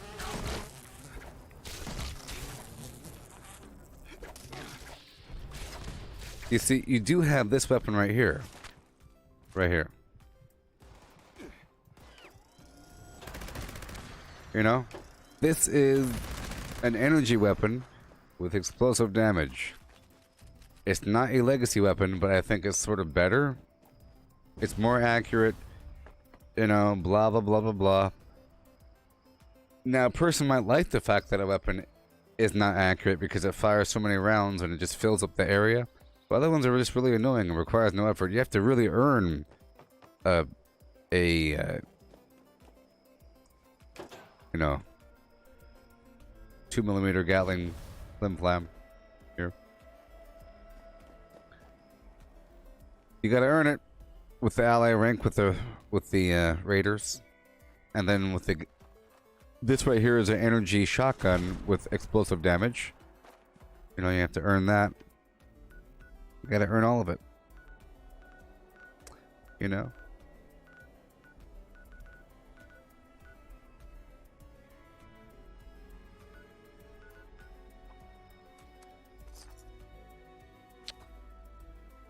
I'm watching like a hawk there, Dylan.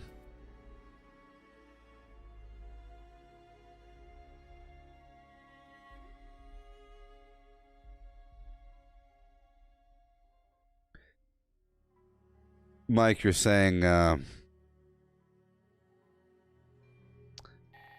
you think that in this game the word legacy means different than other games? Well, I think it means like the first edition. Right? Whether or not that means anything else. It just means the first edition. You think it means not touch. It means the same thing, right? Same thing. It does mean the same thing. Versus, you know, not touched, no births, nuffs. So no birth, births or nuffs, buffs or nerfs. You know, just original edition flim flam, or at least the version of something before it changed. So if you say the legacy armor, that's before they changed it, before they added a bunch of buffs and nerfs and everything.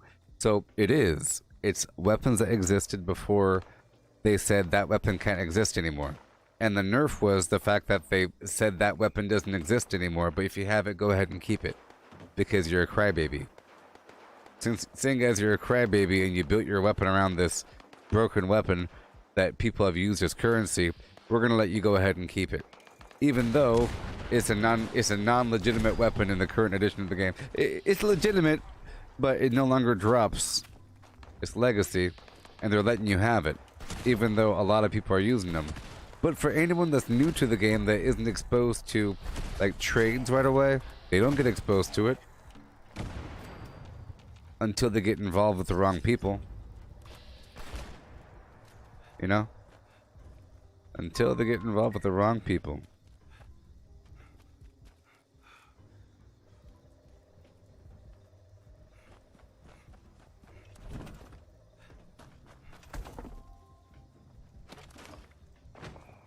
Yeah, so like if there's a game that had a bunch of weird gems or jewels or something, and they say, "Oh, those are legacy gems," that means it's like from the first edition or like the last edition, or either way, it means it's no longer available in the game. Is what it means. It means it no longer drops. It could have been from a previous expansion, from a different world, or whatever the heck it is, or before the whole game changed. Like for example, in Diablo they had Loot 2.0, smart loot system. Whatever, it's possible. I can imagine that you could have a legacy legendary, because before it changed, the legendary sucked. They were really bad.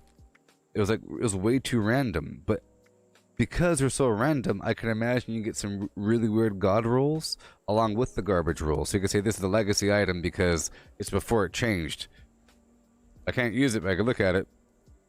It's just weird that they let you trade legacies. That's the weird part. I would be perfectly fine with a legacy if it was 100% fact that you had to have got it yourself. If it was completely untradeable, I'd be happy with it. I'd say, oh wow, that person has a legacy. Congrats to you, high five. You've been playing the game for a long time. Good job. You almost deserve it. But if it's a trade, you don't deserve a legacy item as a trade. You know? It's like buying a class of 1985 t-shirt to say that, look at me, I have Boston Marathon t-shirt. Part of the reason why you're using the weapon is because you earned it by being in the game, and now you're taking credit. You know, it's like a badge. You know, it's like having some weird old school skin that a person wants because it's so rare, but now they have it, but they broke the system to get it, therefore it invalidates why it's even rare. And who cares anymore? Dude, you got the green eraser? I only have the yellow eraser. Where'd you get the green eraser from? Dude, I want that. Whoa. And then they get it. You know?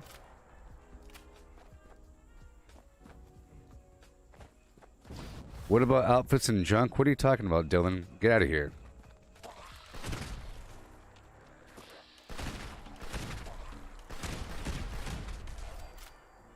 I don't care about outfits. And I don't know what you're talking about with junk. Legacy junk? What are you talking about?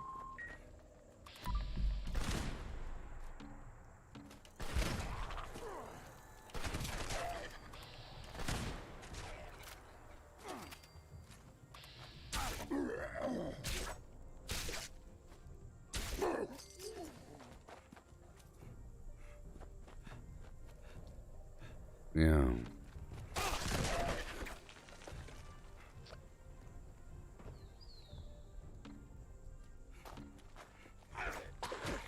Well, Jimmy, you're saying that you collect legacies that you see? What do you mean you collect legacies that you see? If you see them, they're duped, so stop it.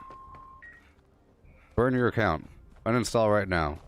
Never mention these things again. All array components engaged. Activating targeting protocol. You out of your mind? Please stand by. Are you out of your mind?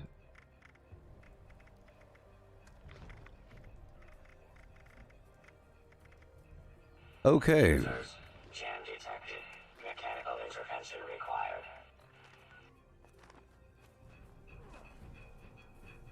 Why do you collect them? It's stupid. Really dumb. It's like saying, I collect Boston Marathon trophies when I see them at yard sales. Why? Attention So you can show somebody one day and then explain the story about how you went to the yard sale? required. I collect old racing t-shirts that I didn't race in is stupid. Circuit panel failure detected. Bypass requested. Dylan, just shut up. Shut up. Requesting immediate Shut user up. support. Signal strength failure detected. Why are you Signal asking boost about some procedure garbage? required. Mini nuke parts and 308 shells? If you have to ask the question, it's just stupid. Why would a person need 308 shells? It's not comparable. You think I'm just some weirdo about Legacy in general? I explained myself. You weren't listening. And you're probably a troll if you're asking me about these questions right away. After saying that's gross about me eating seafood. So, you're already in the doghouse, and I'm just watching everything you say like a hawk. And everything you say is bad so far. Repair detected. Resuming uplink protocols. Restored. Resuming connection process.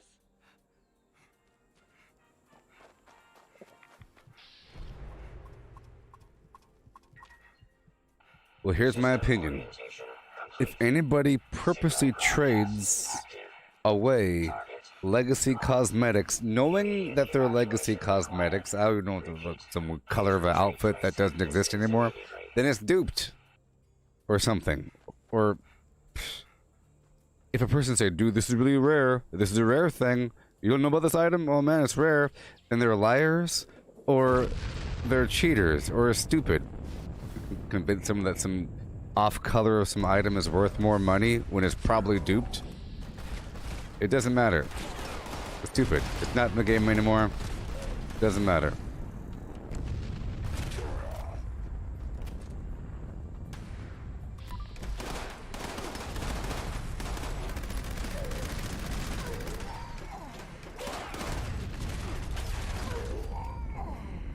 Okay, I'll get back in power armor now.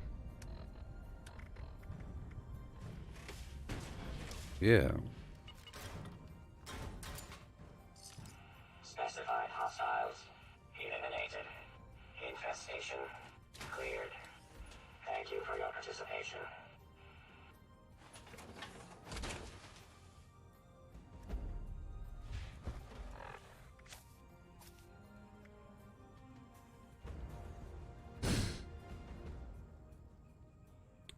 Okay. Now I have to make these tasty squirrel stew. And I'll be getting some XP in a bit. Got you! Where'd you go? So in reality, I need to use serendipity, because if I'm going to go for an XP run, I have to sort of do it like this. Not ricochet, but I will be doing, well, I guess ricochet. I'm already pretty powerful. Yep. Sure. But, sure. We're not going to use stabilize right now, I guess. Yeah, so I'll use demolition expert for a second. There it goes. Yep.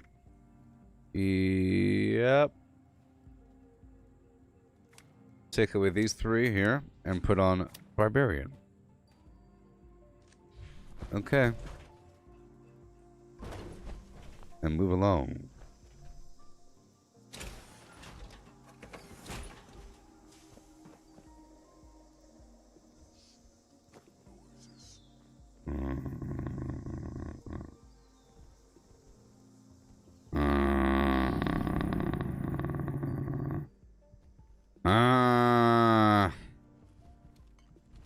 You can't hide forever!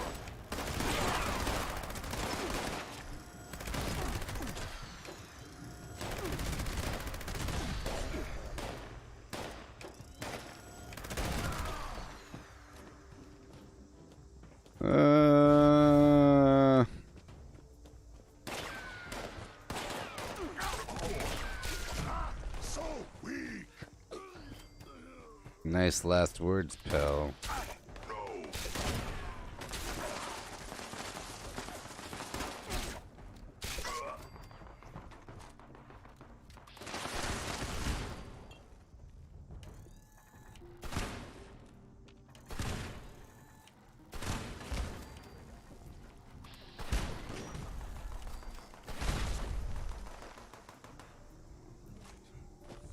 You lose.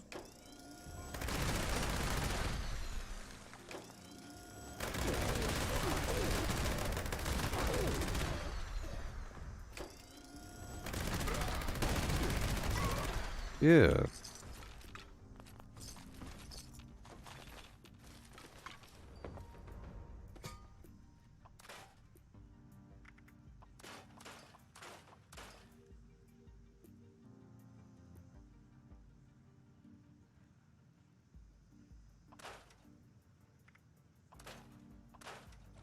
Yeehaw.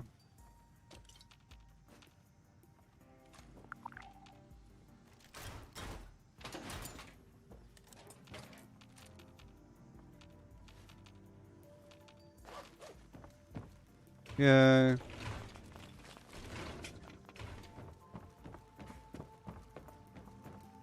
Let's break down all this garbage. So I gotta make my tasty squirrel flim flam.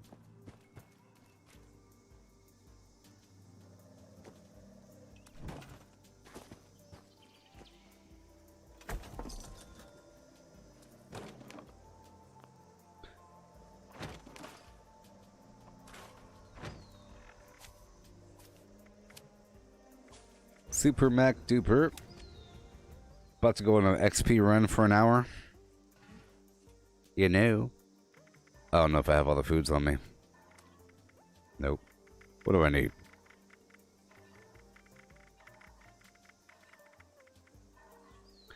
Potato.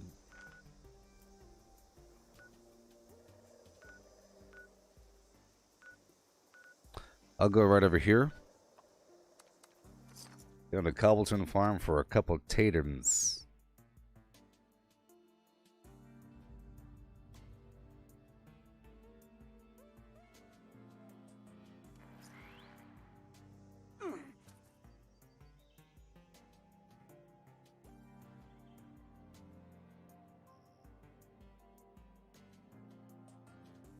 Yeah. Check out that tessellation, baby. Oh, yeah. Look at that tessellation. Look at all that tessellation.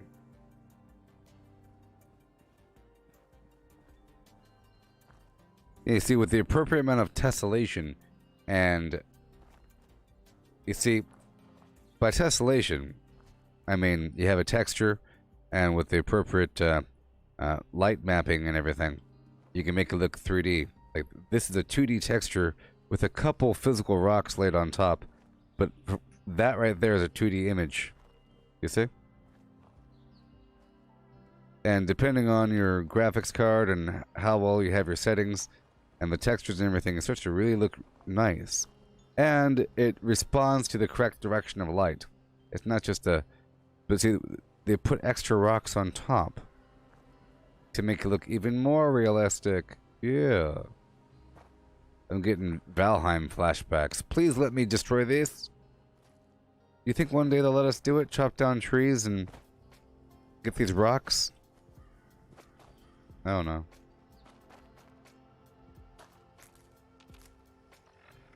Let me use my green thumb.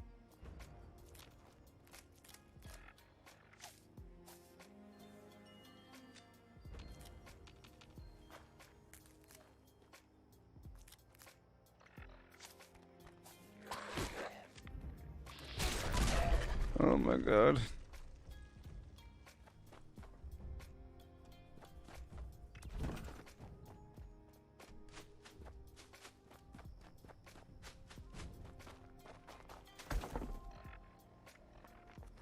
Okay.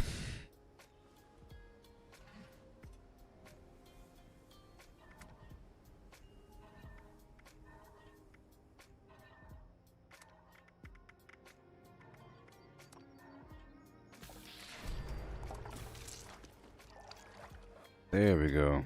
There we go. Tater salad.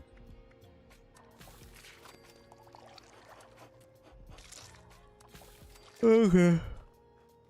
Head on back home. About to go do this little XP run. I'll buy the other half of my Lunchbox is here from the creator.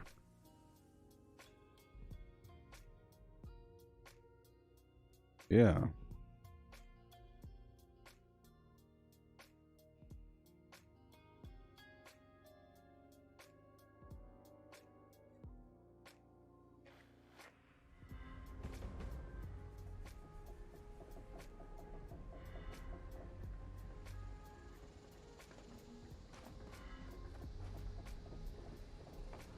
Clear day like this means nice cycles.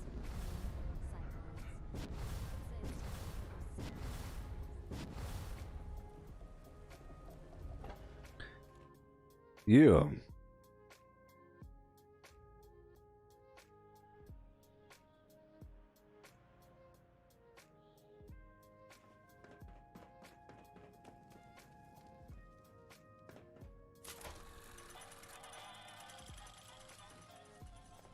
Hey there, Mort. Good day to you. Hello there. Good day to you. Hello.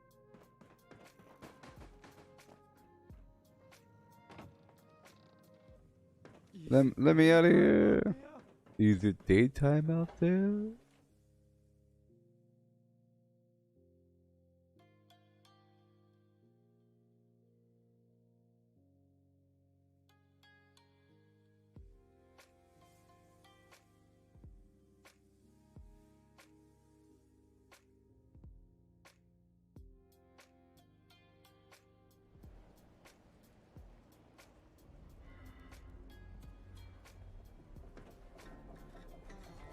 Pretty sure Molly got me drunk just to hear me spill my guts. Okay. Never trust her. Well, let's talk to Ren. You here to help? Because I got stuff that needs doing. I miss rolling around in Valheim, Radio vacuum tubes to keep Doing- these comms running. doing Whoever's rolls. toxic in this valley never fails to do a number on my equipment. Yeah? Location's on your map. You know the drill. That's cool. I do know the drill. Okay, let's go back to my camp.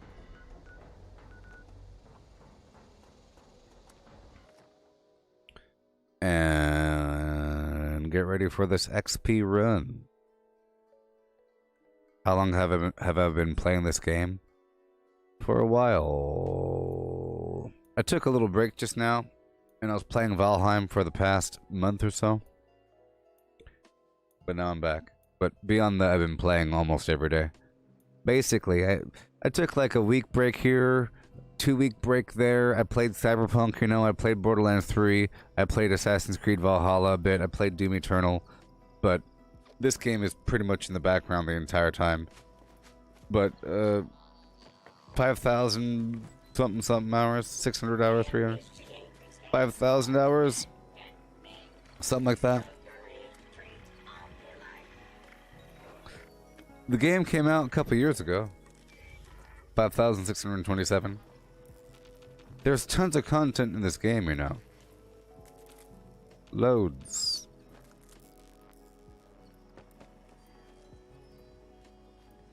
Alright, so I have everything. Let me put my excess foods in the fridge over here. If I could.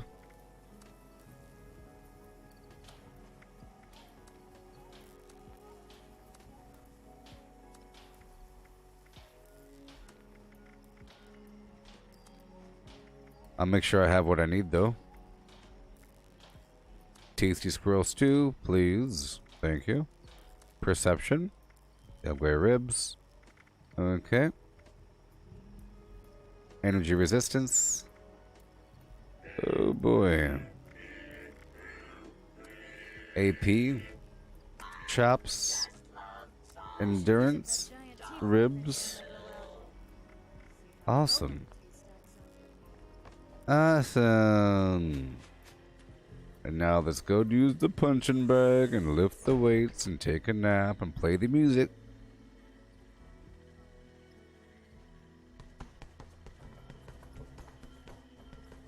Yay.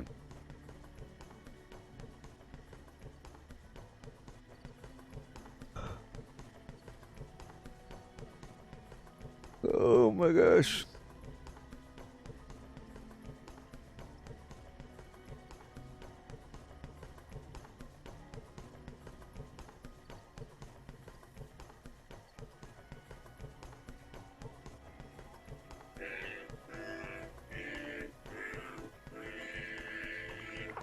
I just love songs.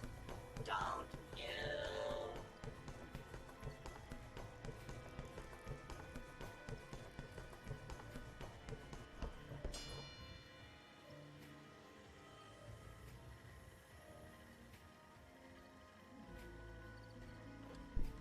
Ouchie.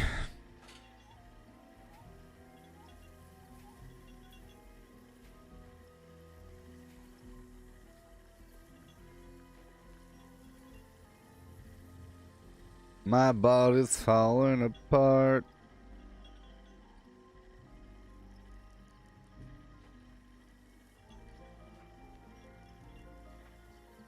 Collecting fun is what I do. I find party supplies for you.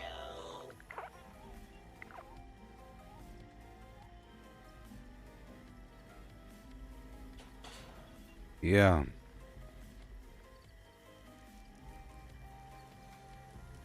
I figured out the Mothmen worship the jackalope.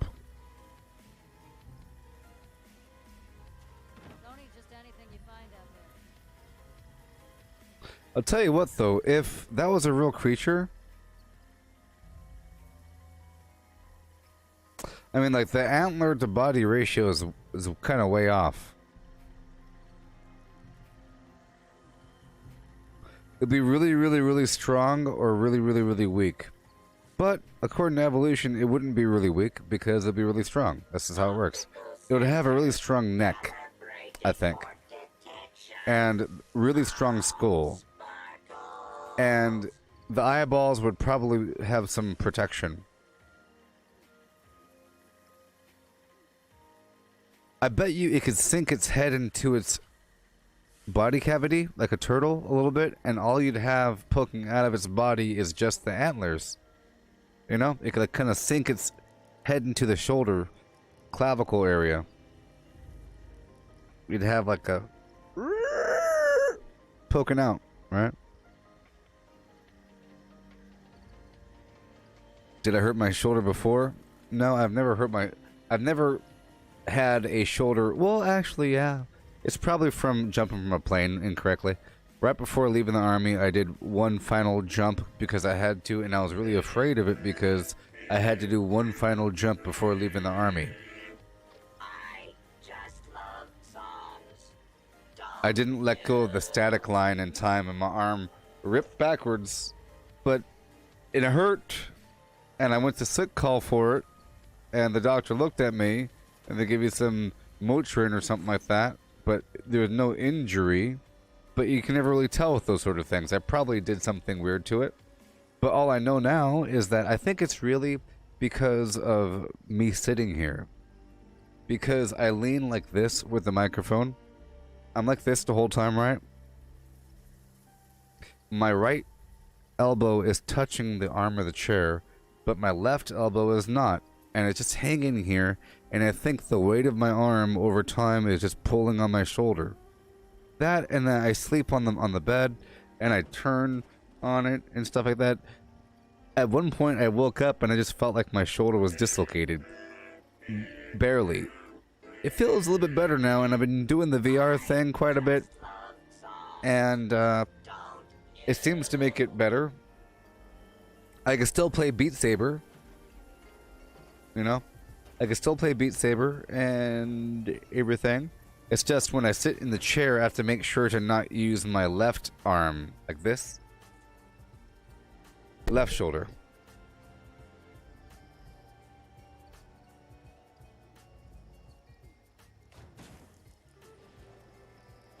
Yeah. And then whenever I sit in the chair, my right knee and my right hip has a problem. I think it's maybe from like sitting here and I keep my knees sideways the whole time. And then when I get up, And then when I sit back down, I'm planting my foot and then turning my... Here, I'll show you.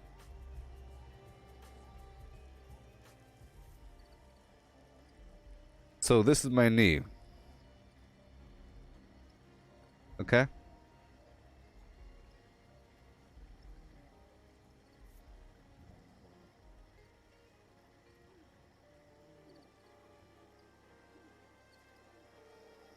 Okay? You see it? That's my knee.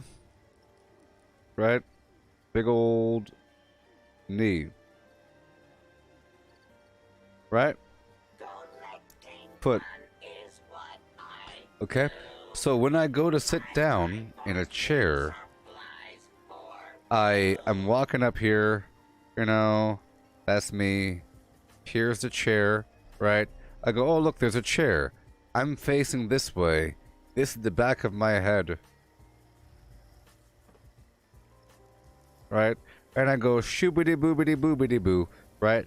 And then I put my right foot down, zip zip zowie, and now my knee is here, and I'm standing up, and then I lift my left foot off the ground, and then I sit down, and then I rotate, and then kapowie, knee injury.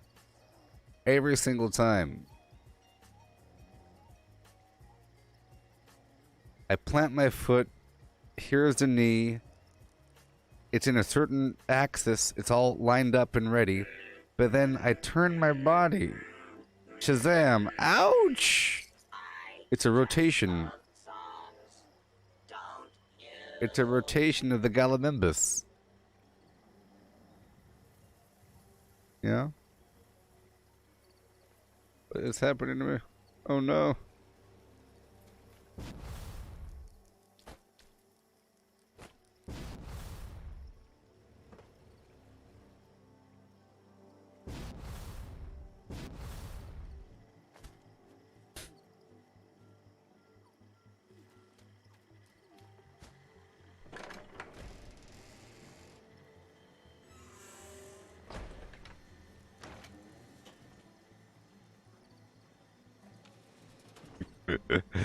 Hey there, Dan.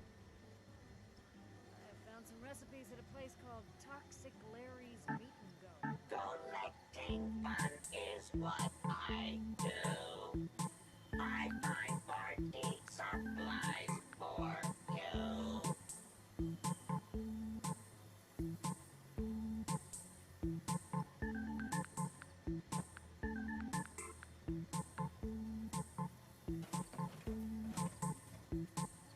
All right.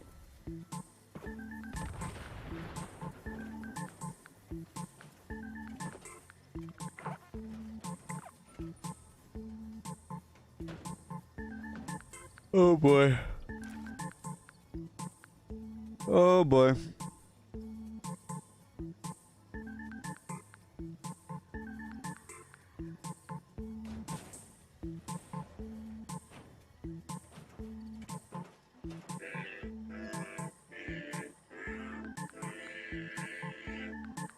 I just love songs, All right. don't you?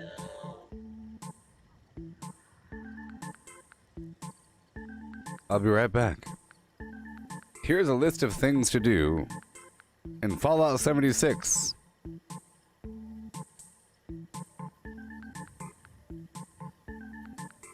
Okay? As read by my deepfake voice clone. So in case y'all didn't know, I have a deepfake voice clone that I paid good money for. Here, I'll show you. I paid good money. Good money to make a deepfake voice clone by Crumb.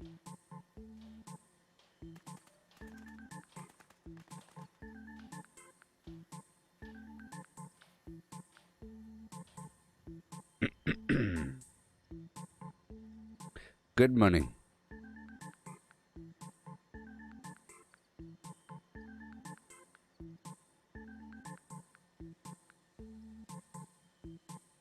Good money. See, watch. good money.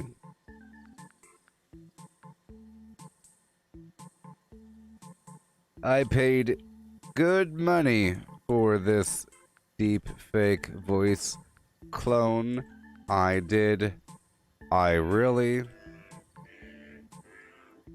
did. See? Boop. Deep fake, baby. Check it out. It's the future of things. Are you ready for the future of things? I paid good money for this deep fake voice clone. I did. I really did. Ho ho ho ho! Listen. I paid good money for this deep fake voice clone. I did. I really did. I did. I really did. You see? Yeah. Sometimes a sea turtle has been known to sometimes do something. See?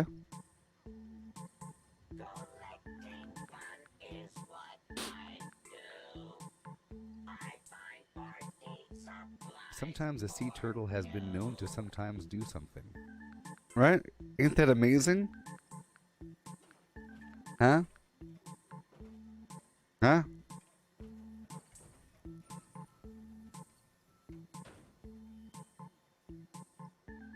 Yep, good money.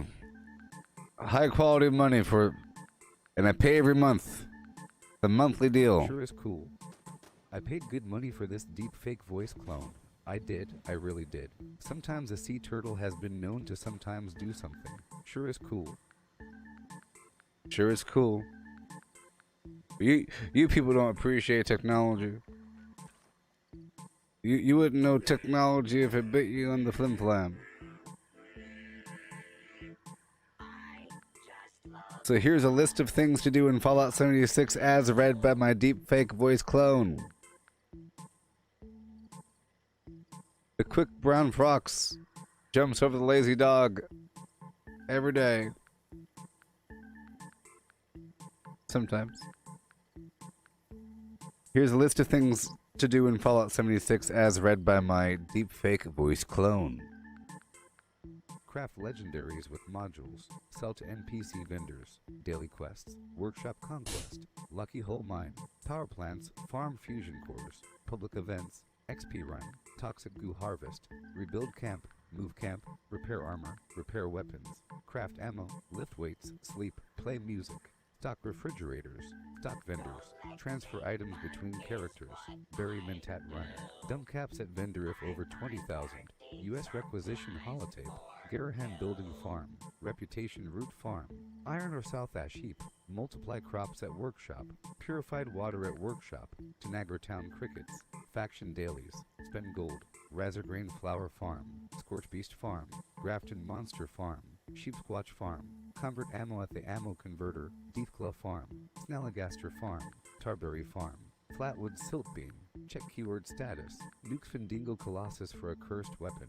Sugar Run. Nuka-Cola Farm. Concrete. Late at Monorail. Abandoned Bog Town Secret Floor. Farm mole miners for aluminum. Top of the World Aluminum Farm. Ski poles. Enclave Code Piece. Keycard Search. Somerville Bookhouse. Watoga High School Plastic Farm. Chem Farm. Enclave Events. Wood Farm. Dogwood Farm. Smelt ore. Smelt spoiled vegetables and fruit. Cook food close to spoiling. Mirelurk Egg Farm. Mothman Egg Farm. Nuka-Cola Factory Farm. Sunshine Well Farm. Daily Ops. Get a high bounty by picking locks. Lure player to camp with a high bounty to force vendor transactions. Hunt down wanted players. Honey Farm. Convert perks into coins. Purchase lunchboxes with gold. Harvest flux from a legitimate nuke. Purchase gold with treasury notes.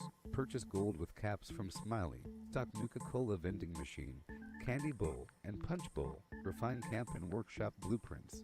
Craft legendaries with modules. Sell to NPC vendors. Daily quests. Workshop conquest. Lucky hole mine. Power plants. Farm fusion cores. Public events. XP run. Toxic goo harvest. Rebuild camp. Move camp. Repair armor. Repair weapons. Craft ammo. Lift weights. Sleep. Play music.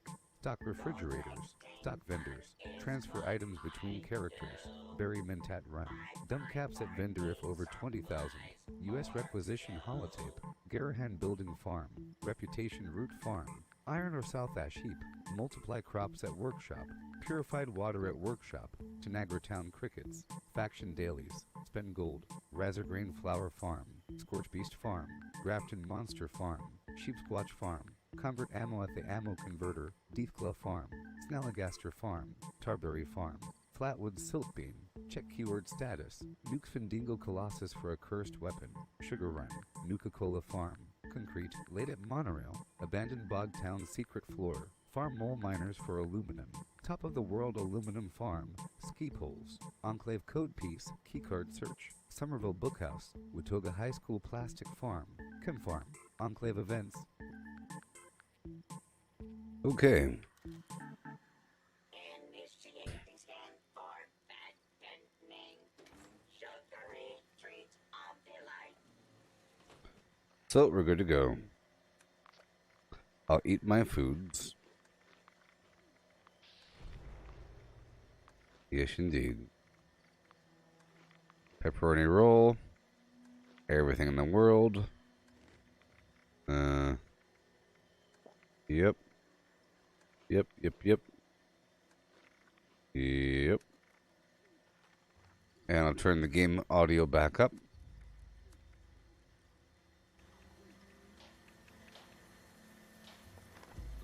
And make sure we're good to go with Serendipity. And Bloody Mess, why not? Well, I'm not going to be using Shotgun right now. I'll use Marathoner. Maybe. I don't have Evasive right now, but that's okay. Barbarian. I'll put Ironclad on just for a second. Because, you know.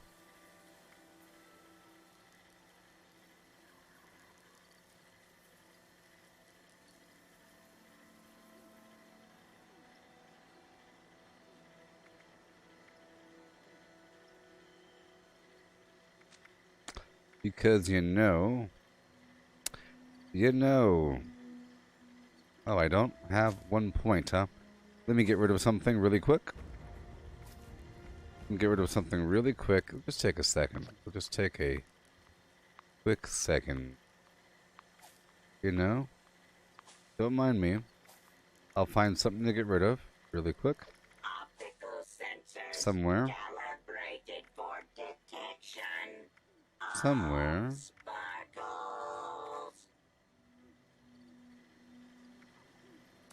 Luck of the draw. And I'll get rid of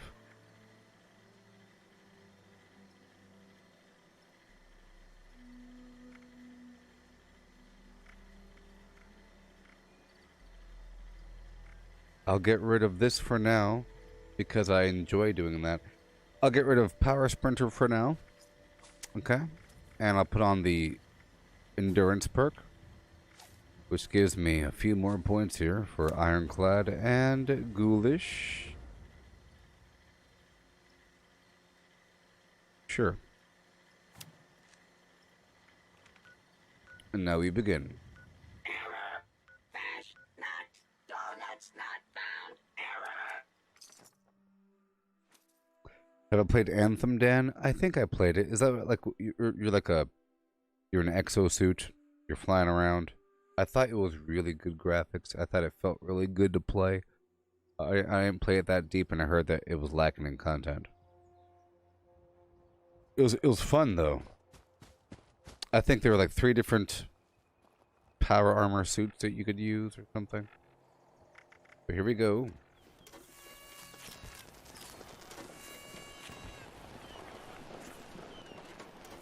Two. 3. 4.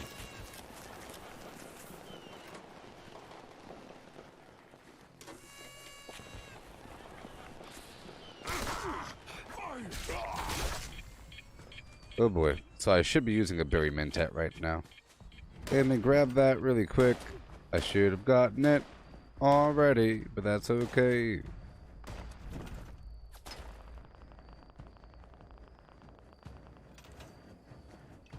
Come on. Wasting my time.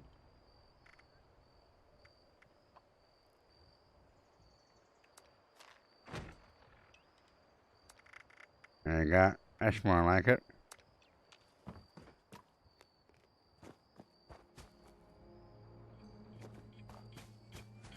So boring. Going to be a good fight.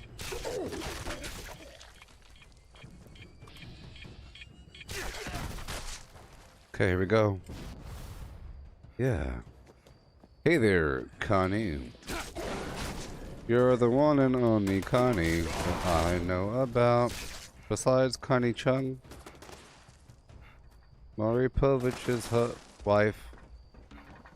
Yeah.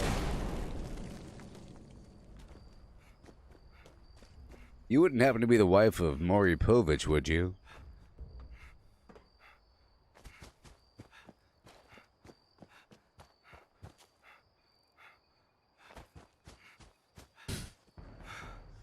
Oh, Dana, 5,614.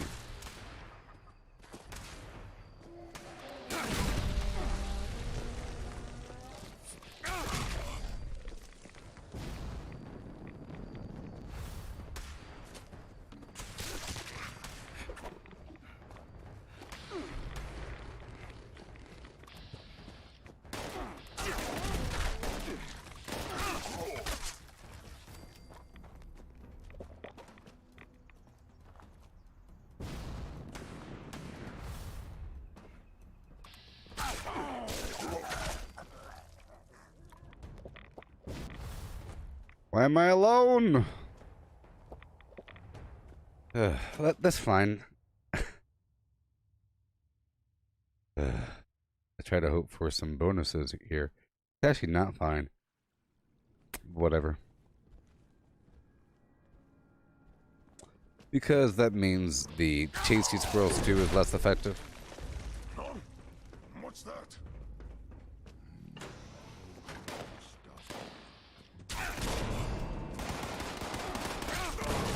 Now, I actually didn't play for the past couple weeks because I was playing Valheim. I took a little break. Because it was getting stressful.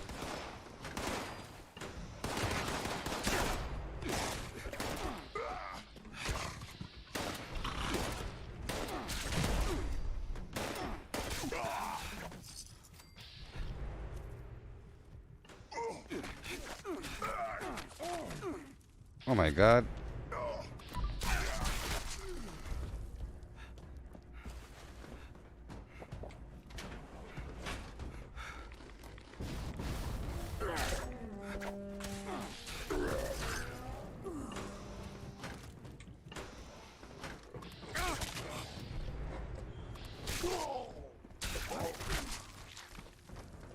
Okay.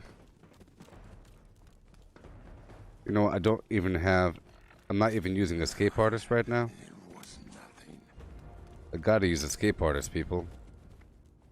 Moving target, snake. There we go. It's sort of really important.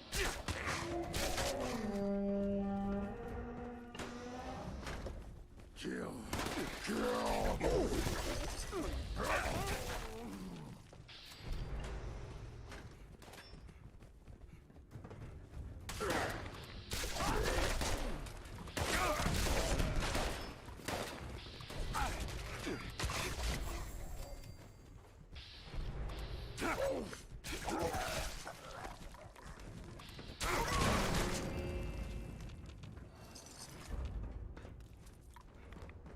Okay, I believe you.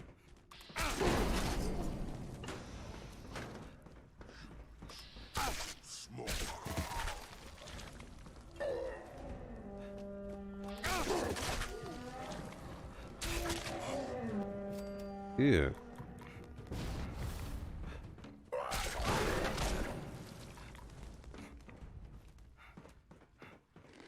Yay.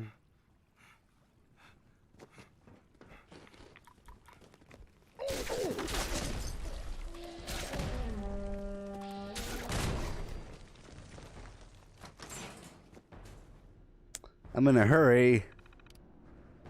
I'm in a hurry.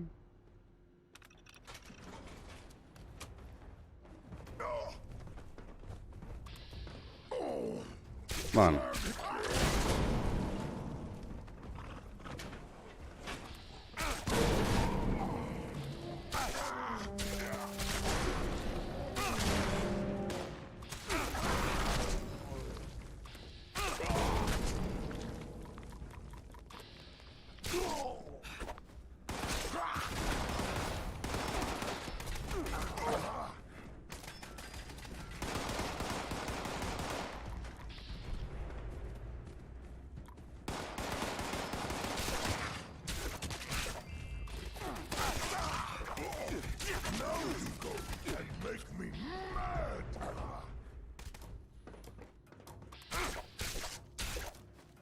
What the heck? No! Oh! What the heck was that about?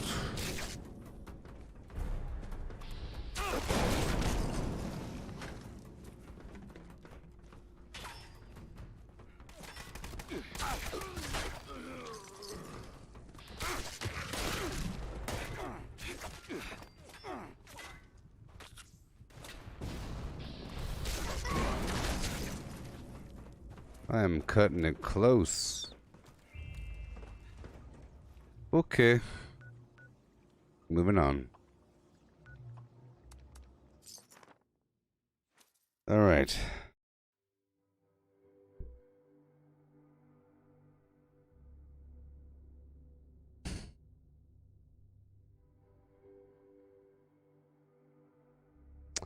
Alrighty. I'm doing my XP run right now, as you can see. I'm going really fast. I'm not using my power armor. I'm not using my heavy weapon. I'm using just the melee thing, specifically to get XP right here at these places.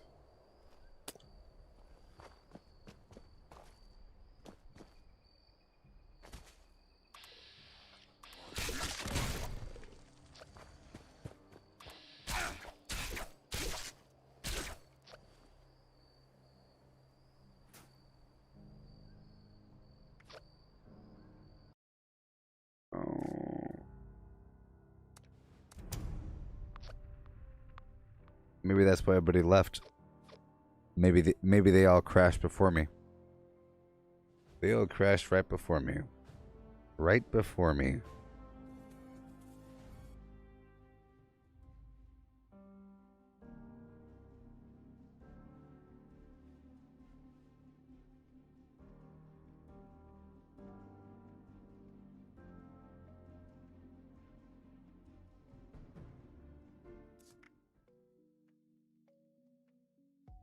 Heck. What the heck is going on?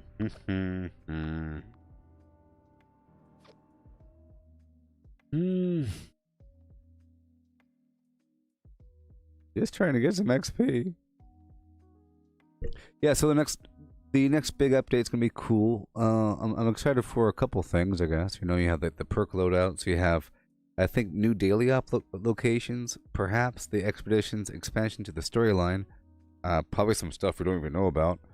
They're improving melee. A bunch of stuff. You know, there's a bunch of stuff. I'm not doing the test server, so I want it to be a surprise. Not really. There's a dev deep dive that came out yesterday or something.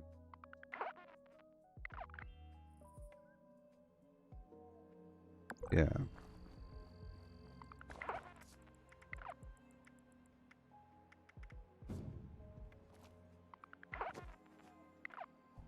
What is going on here, people? Do what I want. Whatever.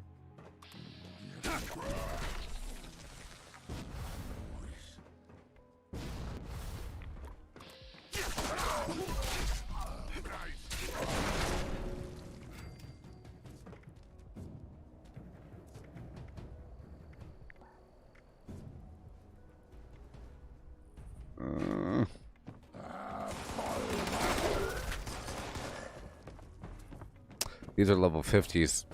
I need to leave here. So I'm going to move away to, well, this is the new server, so I'll hop on down to West Tech and do West Tech again, huh? Let's go do West Tech again. I don't do the test servers. Because, you know, I like to figure out systems in the game, and I like to display that. I normally don't like to do betas. I did Valheim because some games never leave beta, and I think Valheim is never going to leave beta. Just like Minecraft was in beta for a very, very, very long time after it came out. Because they kept on adding stuff to it. Come on, it's not full, there's someone...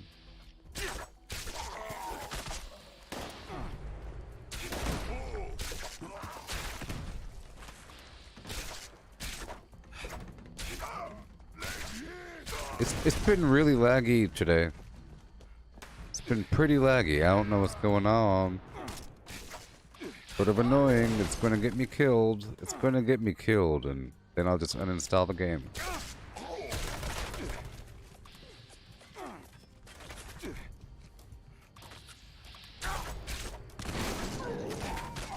It's making me slice more than I have to.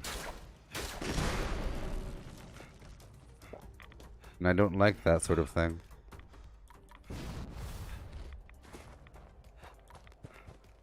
Okay, up and out, we travel.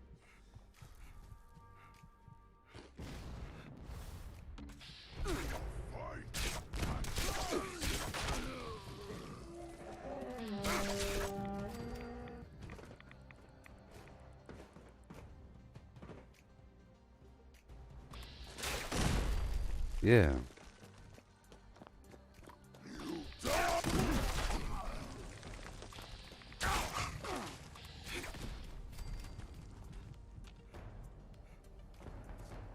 I guess I'll make a new team or something.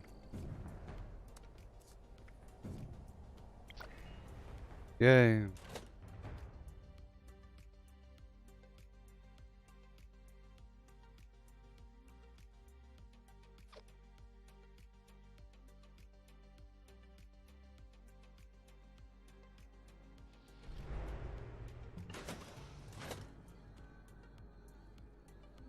Yay.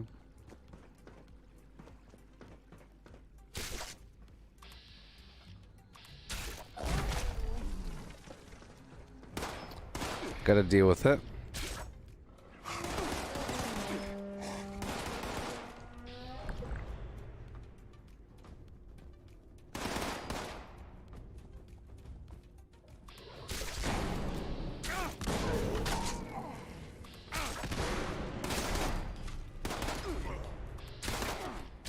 Oh, I can't stand it.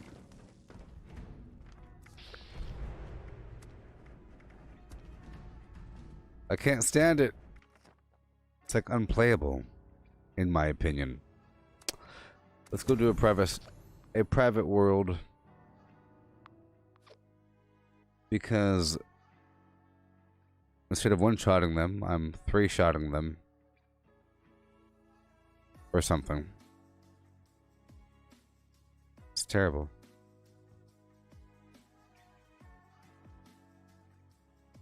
Hey there, Joe Nathan. How's it going? Welcome to the Joe Nathan. The Nathan of Joe.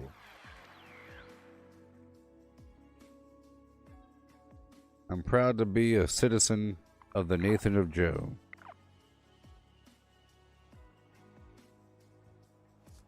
What's your nationality? Your Nathanality? Your nationality?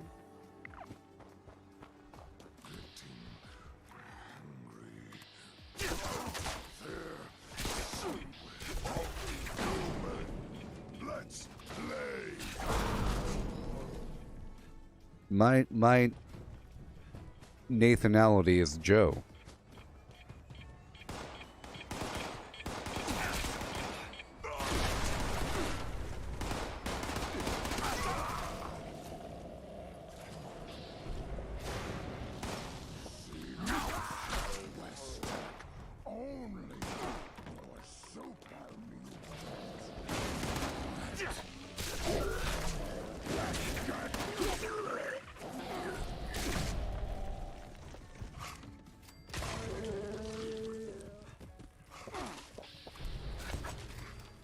Okay.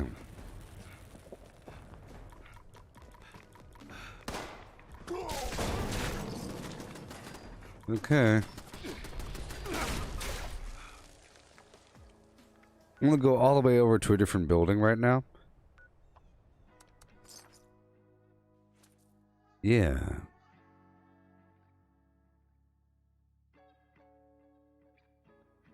So, let's go check out fallout.bethesda.net.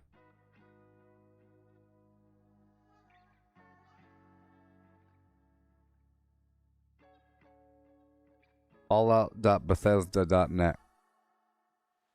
.org. Locked and loaded.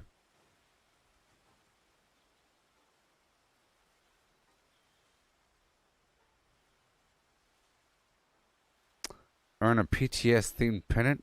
No. No. You have to play 1 hour. I want a pennant.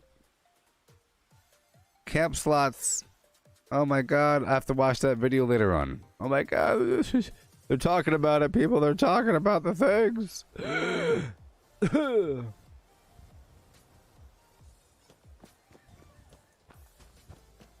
They're talking about all the things.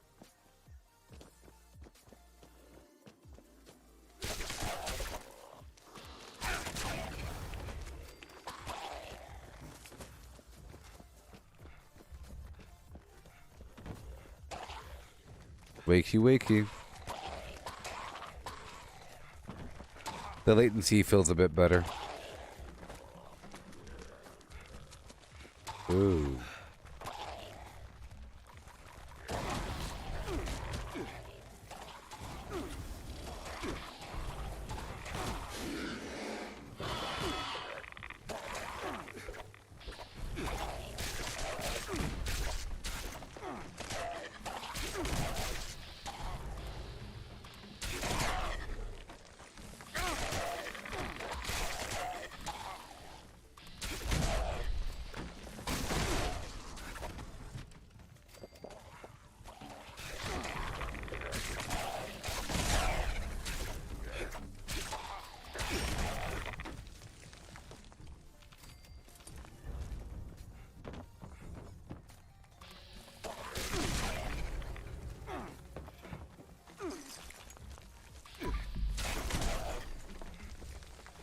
Thank you.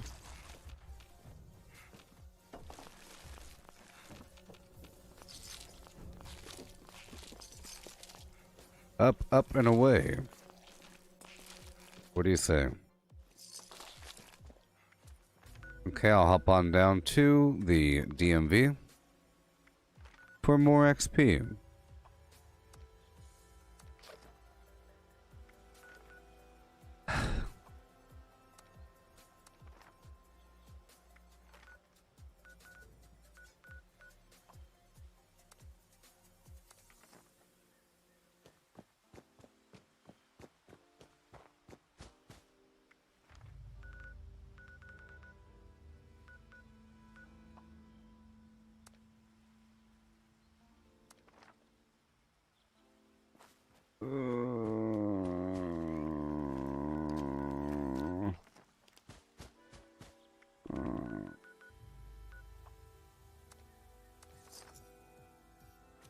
Oh no.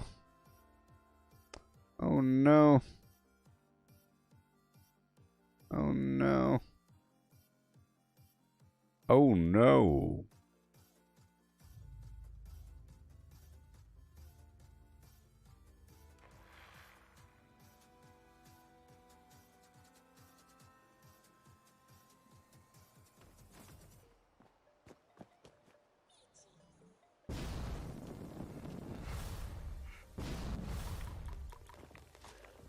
See, I'm much more functional in power armor all the way around.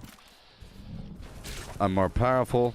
Well, I do more damage overall. More survivability, of course, which means more power. I have more AP, sort of, with the power sprinter perk. It's like a permanent marathoner perk.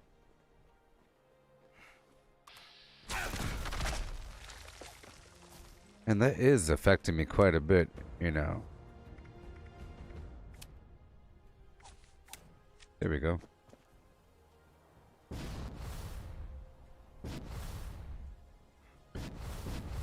Hop on in.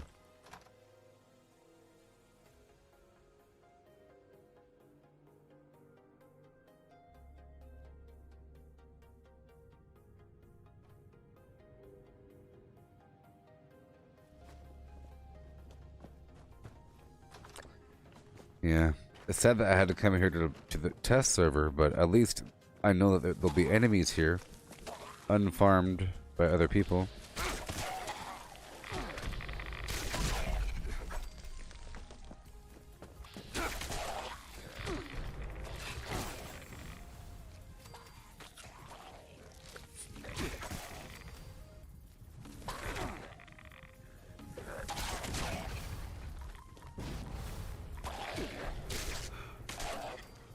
Mm-hmm.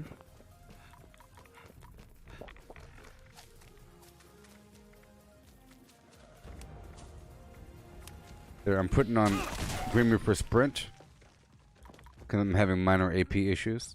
Let's go downstairs first with my light on.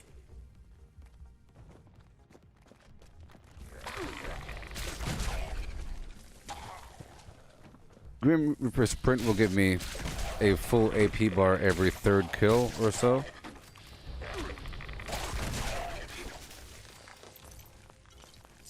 If I use VATS. And with hack and slash, if I kill an enemy with VATS or if I attack with VATS, there's a chance to do splash damage. Melee. So it sort of works synergistically.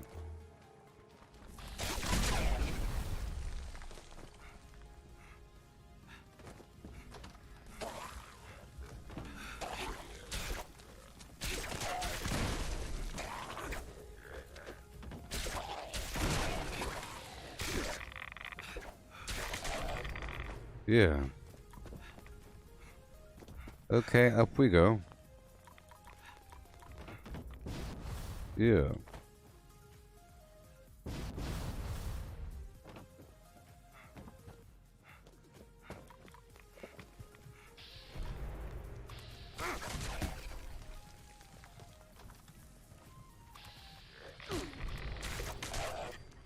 Okay, I have to go up and around. Remember, this isn't my actual build. This is just my XP build. Okay? This is my XP farming build, which is just a slight change. Because right now I'm using power armor and heavy weapons, and punching with my unarmed, and a little bit of pain train thrown in. But I can't use that to get XP because it's power armor, so I have way less intelligence.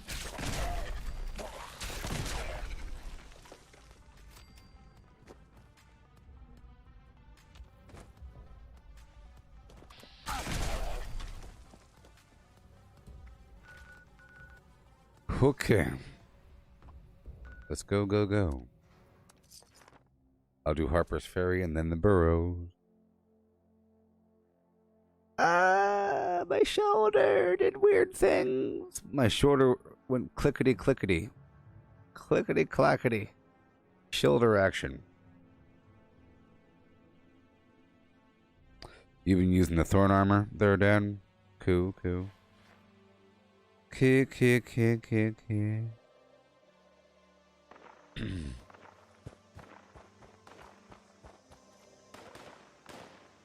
Yeah, so like I was saying, I was playing Valheim, that survival sandbox Viking game, for the past month or so, and it was a nice contrast.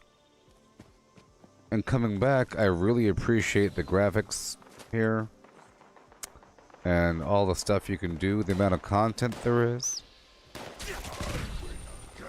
Just imagine leaving Fallout 76 for a game like Ark or something. Ark is cool, but Ark is what you make of it. Just like Minecraft. Like, imagine going to Minecraft for a while where it's just a big old sandbox, but there's not much actual content.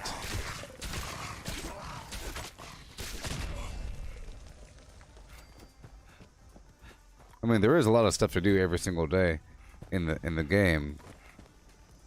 It would be nice if you got more credit for dailies and weeklies once you're done with the season. And it would be nice if there was some sort of dynamic involving reputation. For example, if you killed a raider, I think you should lose some reputation. Or you should be able to kill the person that saw. If there's a pack of 4 raiders and you kill three of them and the last one escapes and runs away and tells Meg or something, or just make it where every time that you kill a raider, you lose reputation for raiders. And vice versa. And maybe you could have some sort of thing where maybe your items get better, like some weird buff based upon this extra reputation growth. It'll make you want to farm just to balance it out, because maybe sometimes you end up killing something by accident, or it's in your, you know, you'd want to actually save the humans, and that'll give it sort of like an organic, everlasting nature. That'd be nice.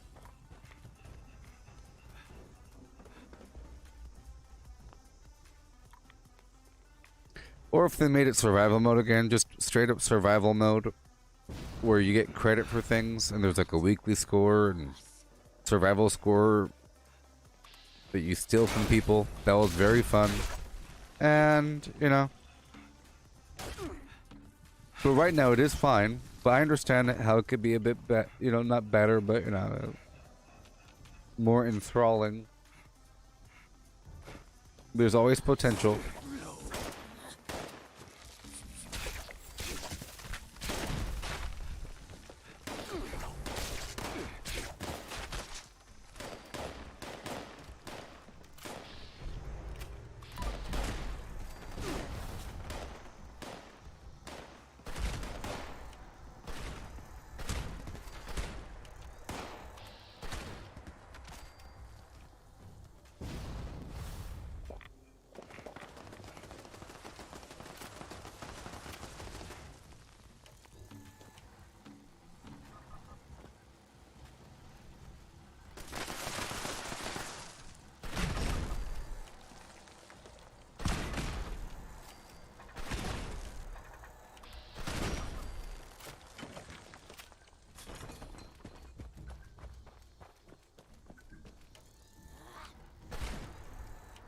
Hey.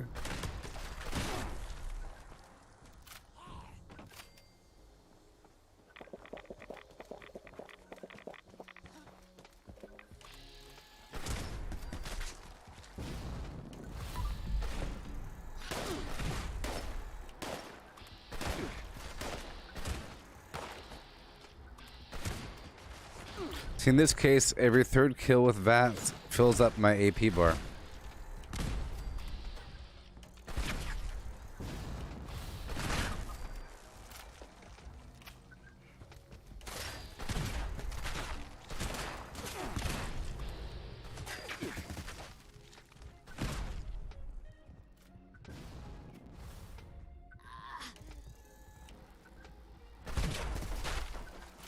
Right in your foot. And then we go down to the burrows.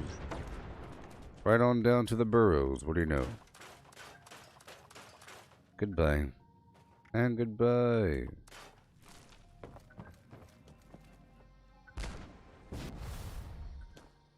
Where are you? Where? Am I standing on you? No. No.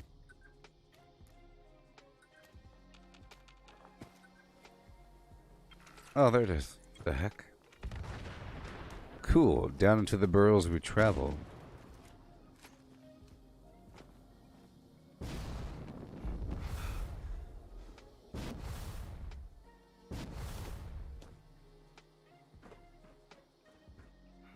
Yeah.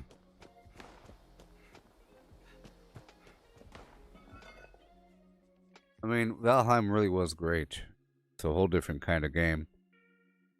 Different feeling, different mood. You know what I mean? All that garbage. Different mood, different feeling.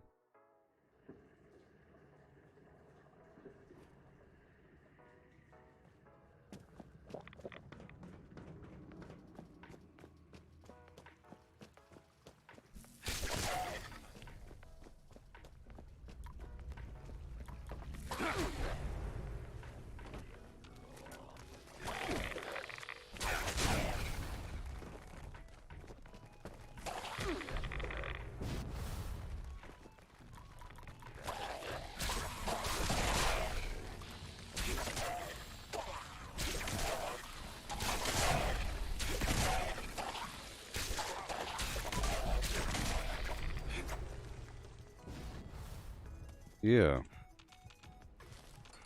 Thank you. Goodbye.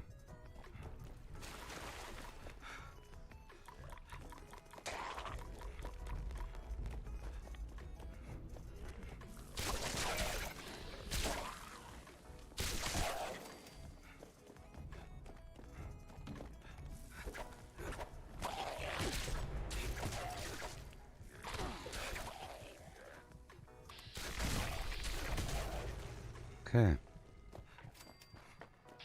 Sweet.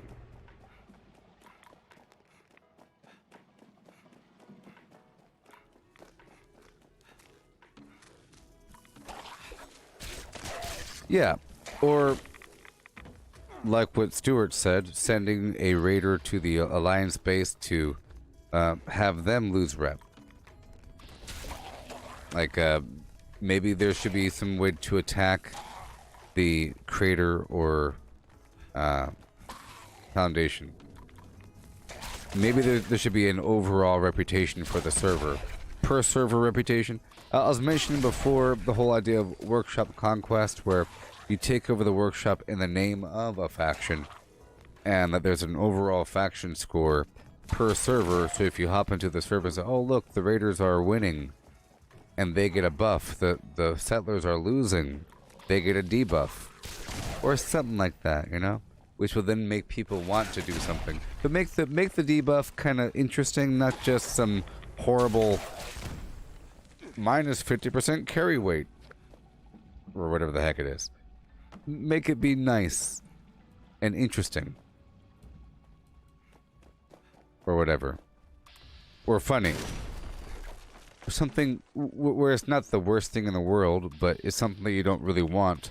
It'll make you want to go take over workshops, or capture. So, attacking the thing, attacking some, or maybe taking over the communication towers in the name of your faction for some other effect. Oh, that's it. If you take over the tower, maybe if you have the things online, there's a couple towers, you know, like you know, like this thing over here, the like these relay towers. What if they create a range that you could summon NPCs? Maybe within range of the workshop, within the range of the Creator Foundation, within the range of the relay towers, for example. Sort of thing.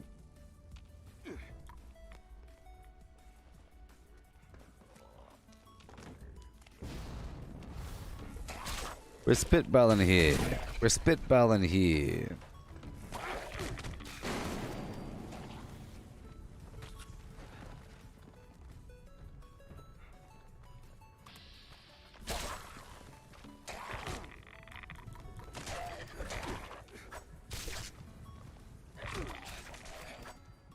Oh my gosh, this weird game is gonna get me killed.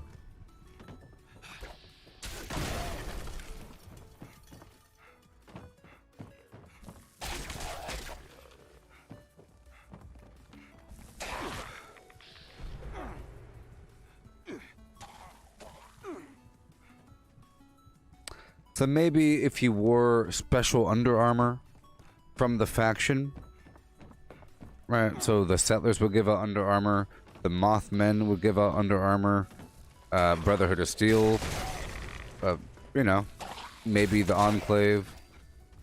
All these things. Maybe the mutants. Whoa. The ghouls. Feral ghoul, non. I don't know. Who knows? Maybe like 8 of them. 8 different factions. It's like, whoa.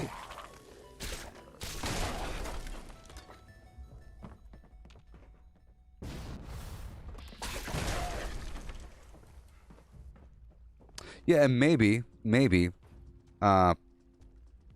different factions have pluses and minuses versus other factions.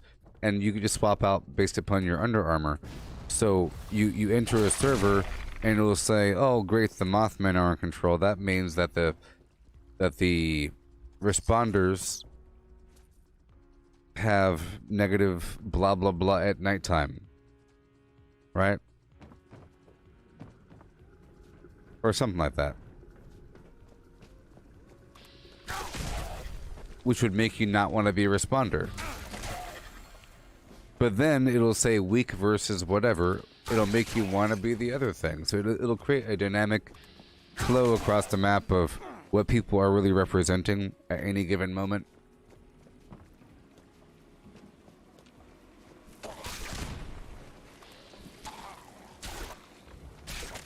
So the key is having more than just a couple factions. Like I want 8 of them or something, which would make a person want to swap out. If there's only a couple, you'll never swap out. You'll say, no, this is who I am. I am a blah blah guy. It's what I do. I'm a blah blah man. I'm a raider through and through, forever and a day. But if there's 8 of them, and it says today, the blah blah... No! Why is this game just performing terribly today? Why is it doing all the bad things?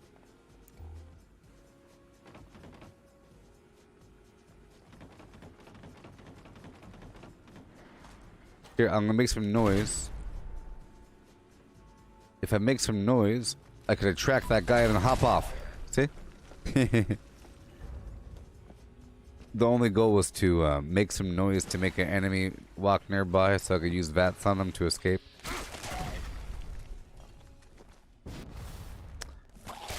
Yeah, so Under Armor I think would be a great idea. Sort of like tabards in World of Warcraft. And maybe, of course, you're able to kill somebody on sight. But it could be a per server thing where maybe on this server the Mothmen and Brotherhood of Steel are allied. But maybe you can do some sort of action to change the alliance dynamic on that server by doing a couple things. You know, you have to take over that workshop, go talk to the boss, go do a little subquest, and all of a sudden they're no longer allied, and then some other player did it. It's like, what? They're no longer allied? No! And all of a sudden you start shooting each other, right? So imagine you're in some area and you have 3 people part of one faction, 2 people another one.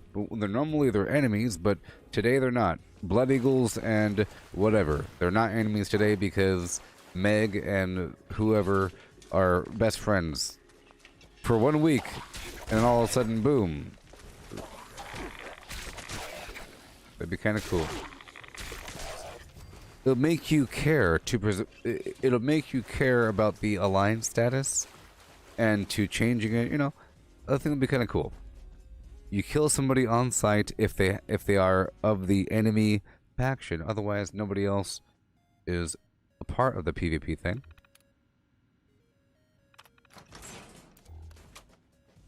Right? Now, as for the workshops,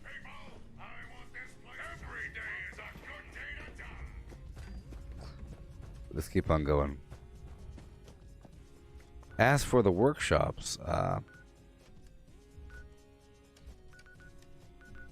here we go. Let's say that you take over a workshop and you're not using an Under Armor piece to represent a certain faction. That means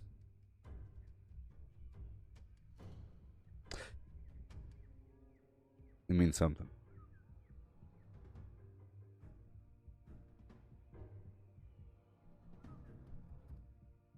I don't know.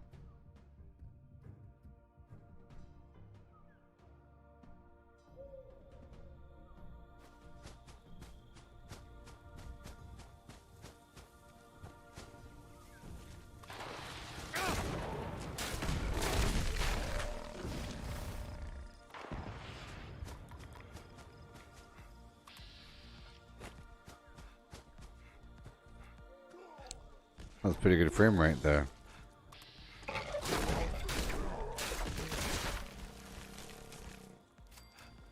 Oh boy.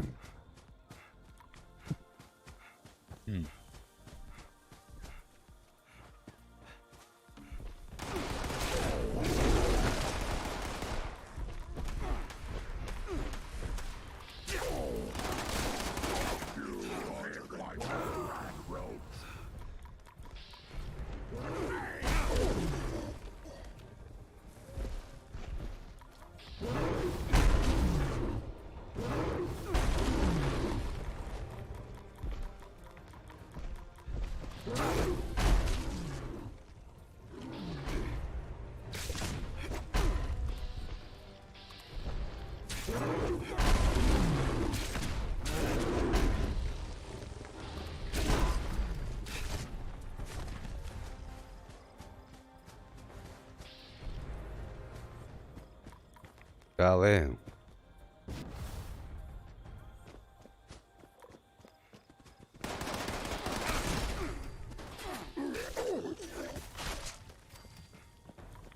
Well, at least I leveled up.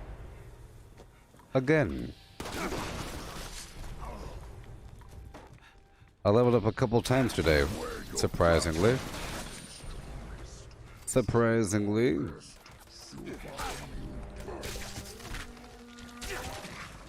Yeah, I feel like I have to do this at least once a day. I have to do an hour of true XP grinding.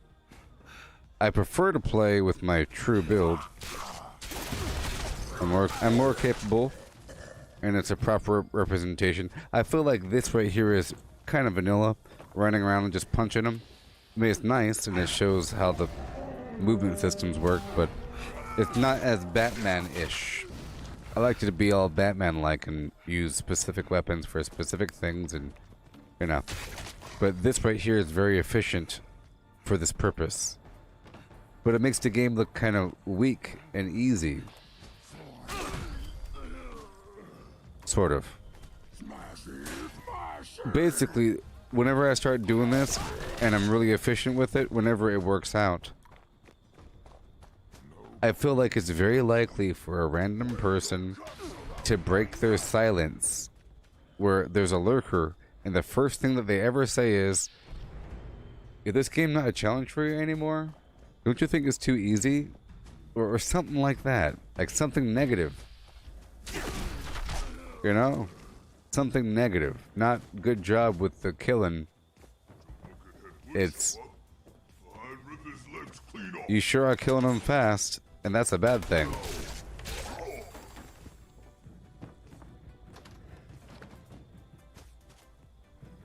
Or have you ever tried to up the difficulty? Have you ever tried to go do this one thing? Or how fast can you do this other thing? That's way harder. It's always something negative.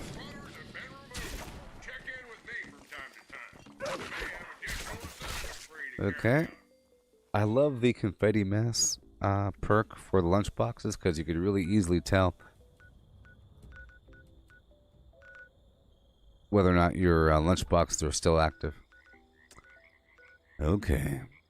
Doing a couple more things. Let's go do this manhunt event really quick. You know.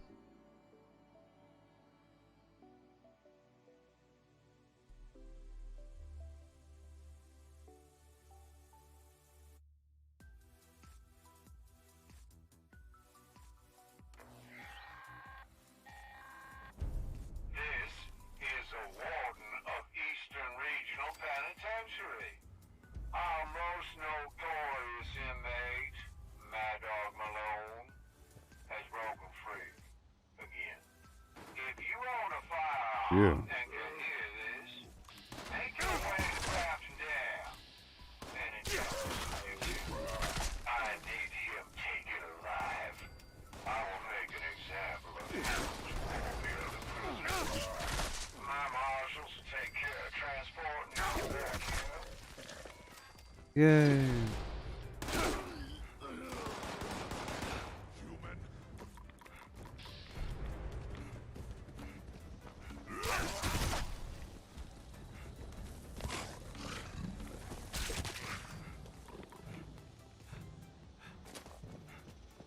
Okay.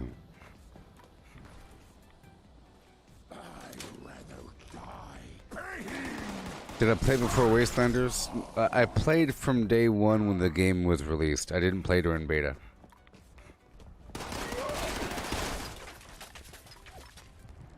See, in the beta case, so the beta thing, it had an expiration date. You know, it's basically like a private test server. And it's basically like you're not going to get credit for what you're doing. You might as well just throw it away. It doesn't matter. You know what I mean? So I don't like doing that. It's like playing on a private test server. What you do doesn't matter. So it's sort of like the same thing. But in other games, sometimes a game will be released and it'll say early release, like Grounded, for example. Grounded and Valheim.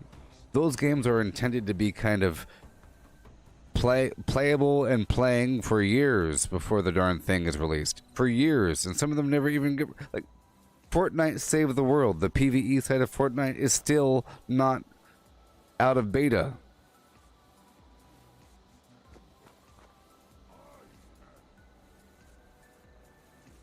So some games if you wait, it'll never ever come out. Other games it'll say, well, hey, the game's coming out next month. And it's early release now. You know what I mean? For example, I would never play the Diablo 4 beta. You get that? The Diablo 4 beta, that'd be stupid. It's like, why would you do that? You're gonna play some game and have half the systems change? Have half the storyline change by the time you're done with it? You know, Diablo 4 is meant to come out at a certain point, so if you're playing the Diablo 4 beta, it's like a month, right? But if there's some game called Death Striders, indie game, early access, that game is never coming out. You're gonna pay $50 for that game, 40, 20 bucks, $19.99, and play it for 3 years and have it still be beta. So I would totally play Death Striders, whatever the heck it is, you know. But Diablo 4, I would not do beta. You know?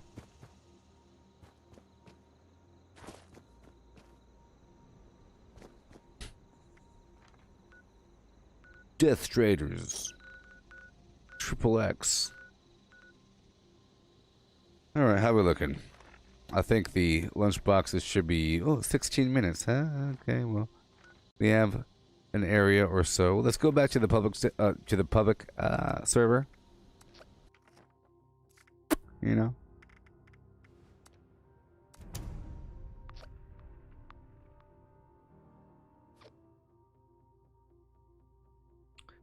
I will compare certain betas to like a pre-screening of a movie before the special effects were done, but it's basically the same movie and it's coming out in 2 months. And they're only showing it to people to get the hype up and to get people talking and to get some input. You're like a guinea pig, you know? And you get your first impression ruined with some half-made piece of garbage. Not piece of garbage, but you know. It's all relative, right? It's all relative, Basco.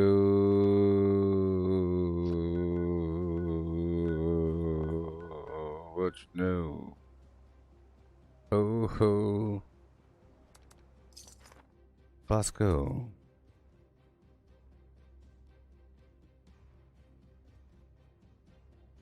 Yeah, so I played for the full year before Wastelanders came out, so it was appropriate. I think it was really important for that to happen. To live in the world for a long time, to feel like you're the master of the world, and then to have these schmucks come back over the hill acting like they own anything in the world. So when you're talking to them, the NPCs, that's what I'm talking about.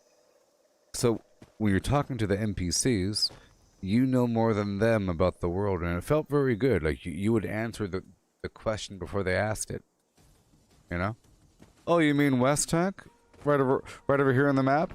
Oh yeah, I already cleared out that. Are you looking for this right here in my hand? You know, it was great.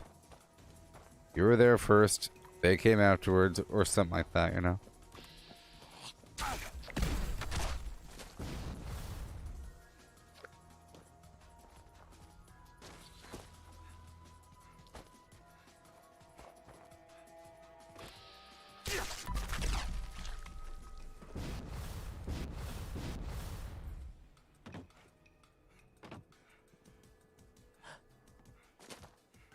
Yeah, and like the beta had, it was like an acronym BETA, and so it felt like a thing. It felt like it's just an early access release to the game that's about to come out with a couple changes to be made, you know. So, and it was like when the game came out, it was pretty buggy, and it was a whole lot buggier with that. So, you know, it really was just like a private test server for the whole game. And I don't do private test servers. I never do them. Ever, ever, ever. Like with Diablo, I don't do the private test server for the whatever, because it's sort of like a waste of time. You're putting all this energy into your character, and nothing matters. Sort of.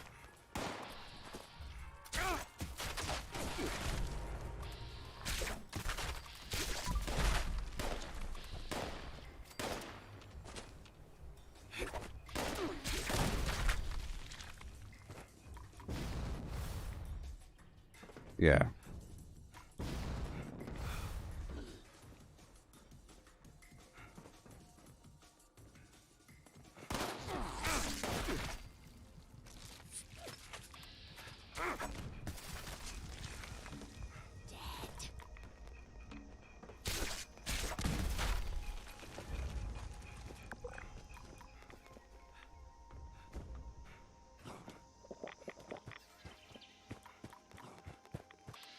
Yeah.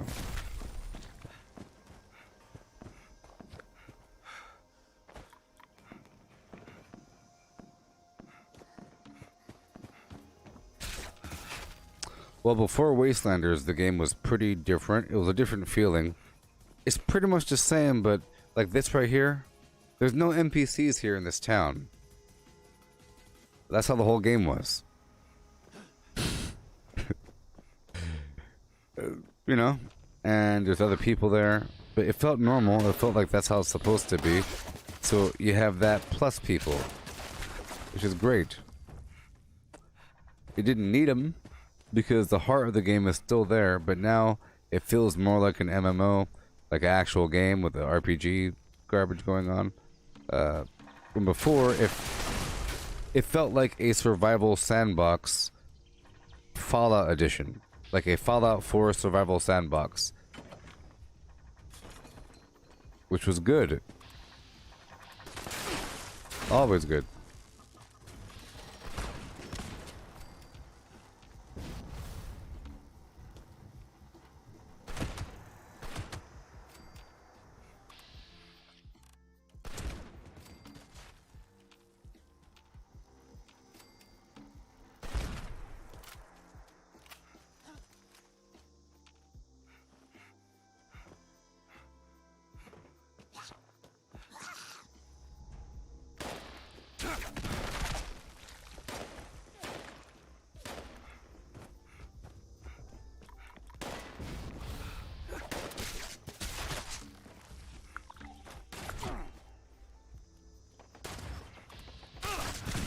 Oh, baby.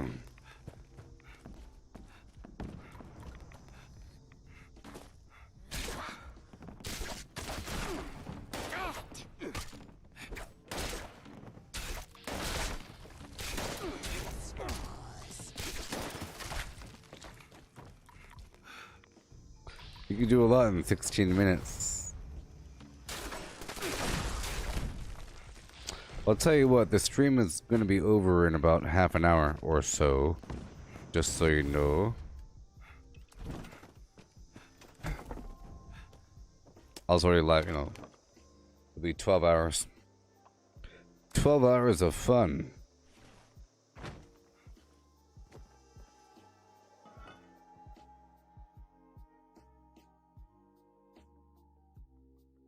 I leveled up a couple times today. That's good. All slow like. If I had a completely different build, I'd be leveling up really quickly. But I can't live like that forever. Maybe once the perk loadouts roll out, I'll be able to do more. It's just so slow. It's just so slow these days. So darn slow. Okay, let's go back home. Yeah. I had the 8-hour session earlier. That was good.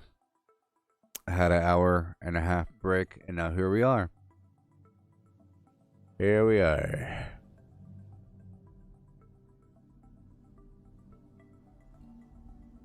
I'm going to do some VR before going to bed. I'm not going to live stream it or record it, but I'm doing it for physical fitness to tire myself out. And for practice. Really good. I highly recommend all of you get the Oculus Quest 2. It only costs like $300. Super duper cheap. Super cheap for the gameplay. I mean, come on. It's really good. It's the future.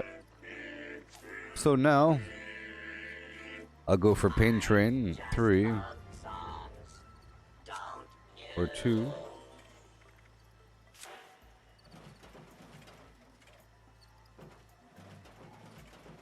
Trouble sleeping? Well, you know, I drink a lot of coffee. And I'm never quite sure how much sleep I get because I don't really have a true schedule, you know. I don't have to wake up at a certain time. I just start streaming once I wake up. But sometimes, let's say you had a schedule, and let's say you go to bed at like 9:30, 10, whatever, and you want to wake up at 4 or something, or 5 or whatever. Or whatever. Let's say you wake up at 2 because you have to use the restroom. And now you're kind of up. But let's say you never had an alarm clock and you never really knew what time you went to bed. Let's say you didn't write down, I went to bed at 10:30 p.m. and you had no clue and you felt kind of awake. And since you feel kind of awake, you turn the lights on and you take a shower and you start making your coffee. And you drink your coffee cup and now you're awake, but you never really went to sleep. You see, that's what happens. And then a couple days of that piles up is what really happens. It happens every so often where I wake up, but I'm not really quite sure if I even slept all that much. All I know is that, hey, yep, I'm up. And I get up, and it's like, yep, Sometimes I feel like I slept quite a bit.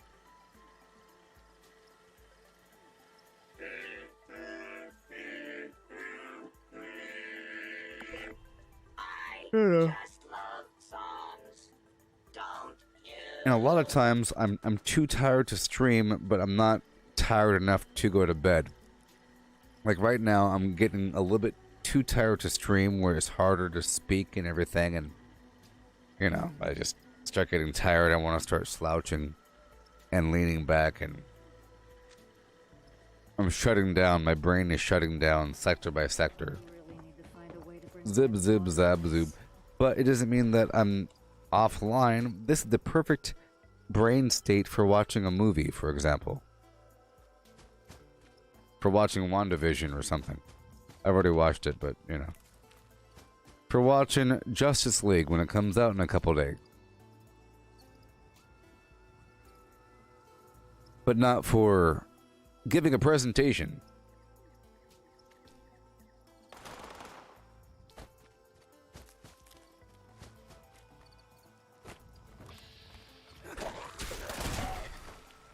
Good job, buddy. Okay, let's move our build back to what we had before. Take Barbarian off and put Pain Train 2 on. Okay. I'll take Strong back off and...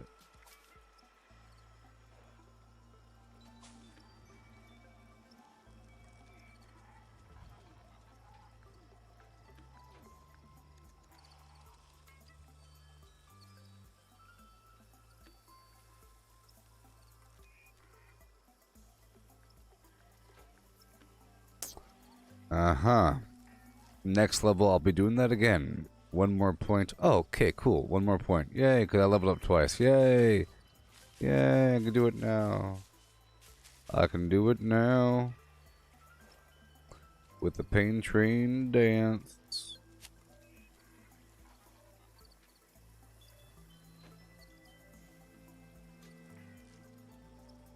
Yeah.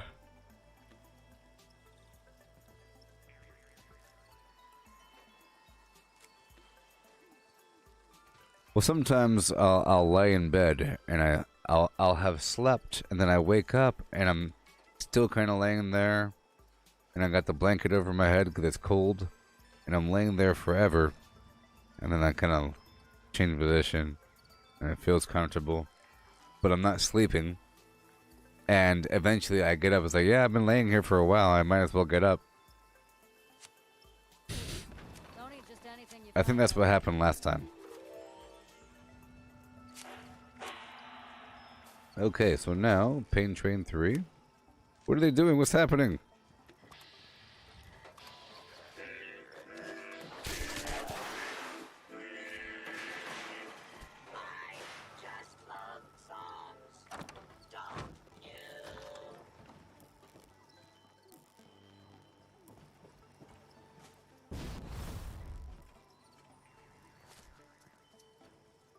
You know, I hate how it's hard to find the camp unit sometimes. Like, where the heck did I put it? So I could repair everything? Oh, there it is.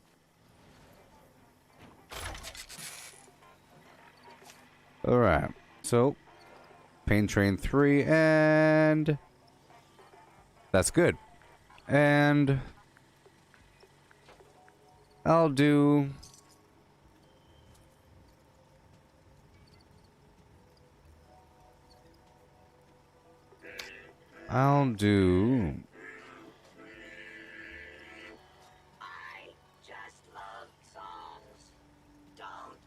Master Heavy Gunner.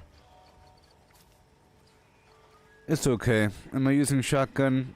Am I using the shotgun right now? I don't know. I might be. I think I am. I might be, and I think I am. Now, what I could do is I can move that. Yeah. I'll take off the. Well, I can't. If I'm using Skeet Shooter, I need Concentrated Fire. And I need Butcher's Bounty because I'm collecting meat. But that's only if I'm using the shotgun. So I'll take that off for now. Maybe. And I'll put on Green Thumb. And I'll put on Concentrated Fire. And I'll take off the Perception perk after I get rid of Strongback.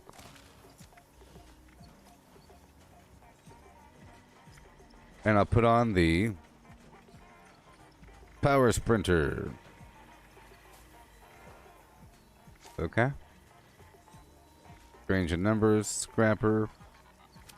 Put back on the Stabilized and Portable Power. Take off Marathoner and Moving Target and Escape Artist. And put on Through Hiker 2.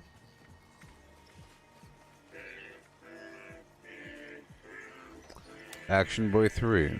Rhythm is very expensive, dude. Yeah. And take off Serendipity, put on One Gun Army and Ricochet.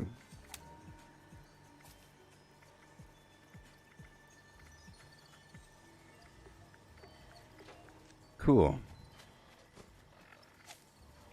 And I will repair my armor with Fix It Good. Tried any new foods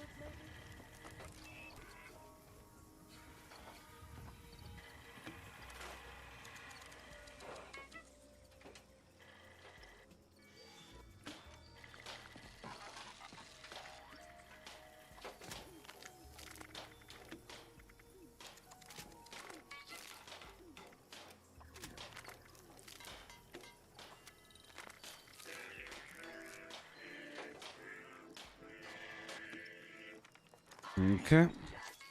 I'll look at my weapons, do the same thing.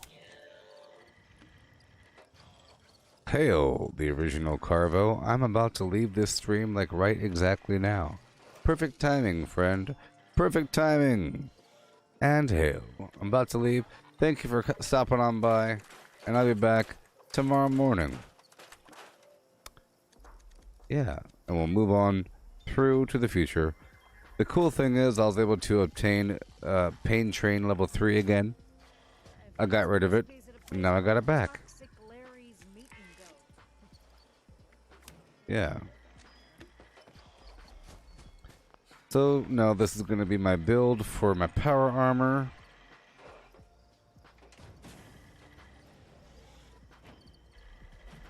I'm still iffy about that. Well, let's find out right now. Let's just find out right exactly now.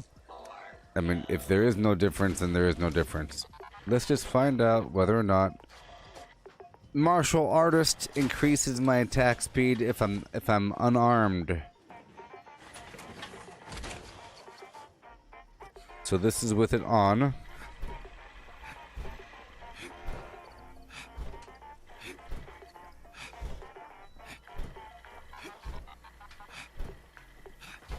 Okay. I'll put a little stopwatch on. Okay, I'll put a stopwatch on. Here we go.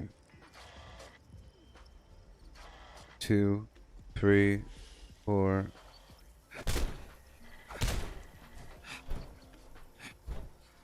5, 6, 7, 8, 9, 10. So about 9. Let's just say 9 or so in 10 seconds with martial artist. Martial artist off and 1, 2, 3, 4, 5, 6, 7, 8, 9. Yep, same thing. Yep, so it doesn't do anything. See? Yep, so in the meantime, I'll just put on Iron Fist. That makes sense. Bloggity bloggity, bloogity bloogity. This is my build. So we have Exploding Palm, Collateral Damage, Hack and Slash, Power Sprinter, right? And then some other letters. And in Power Armor, I have...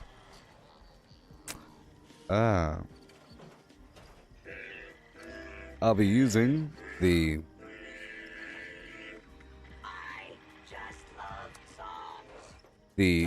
Core Assembly, Jetpack, and Emergency Protocol Torso.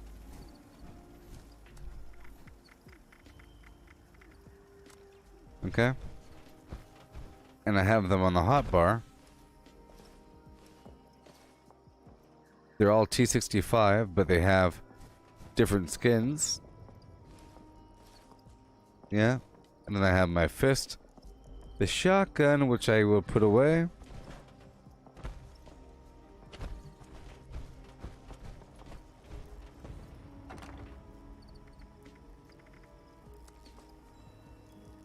And all that ammo. The ultra sight ammo.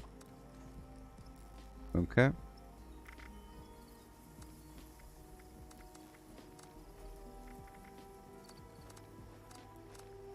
And I'll store all the food I'm not currently using. I'll put those pepperoni rolls in the refrigerator.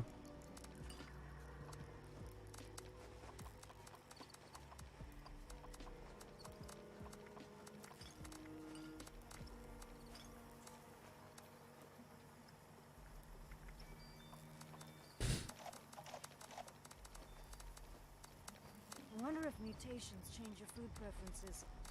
Not that I want to find out personally.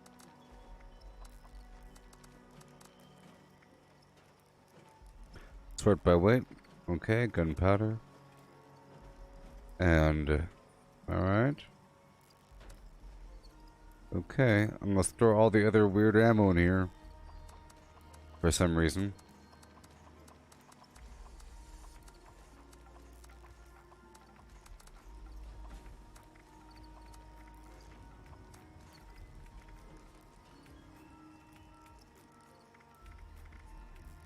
Okay. Pepperoni roll.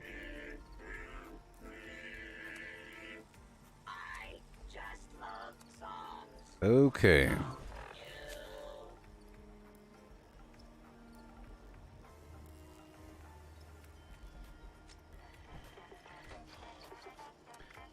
That's gone. So I'll put the weapon back on. Right now. And I got that bow active, but I don't need that bow. And I don't need these items either.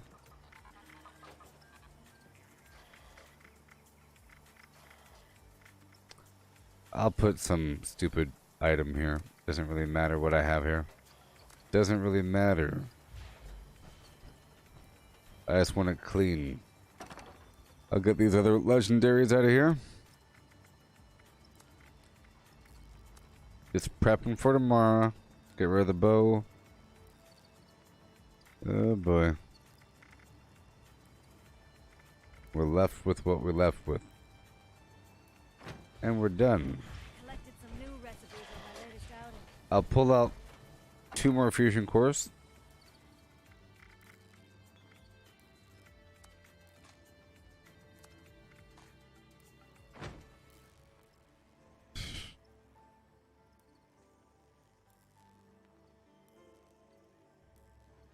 Goodbye, everybody. Goodbye, everybody. Oh, yeah.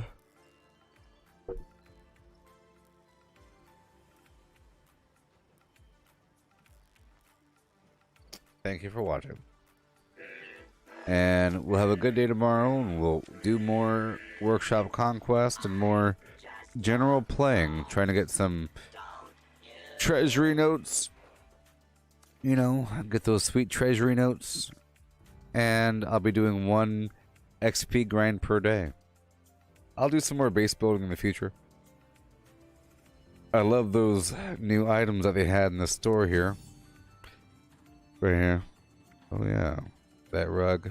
And I'll look at that developer deep dive and I'll pull out some notes from it and I'll talk about it tomorrow. Okay?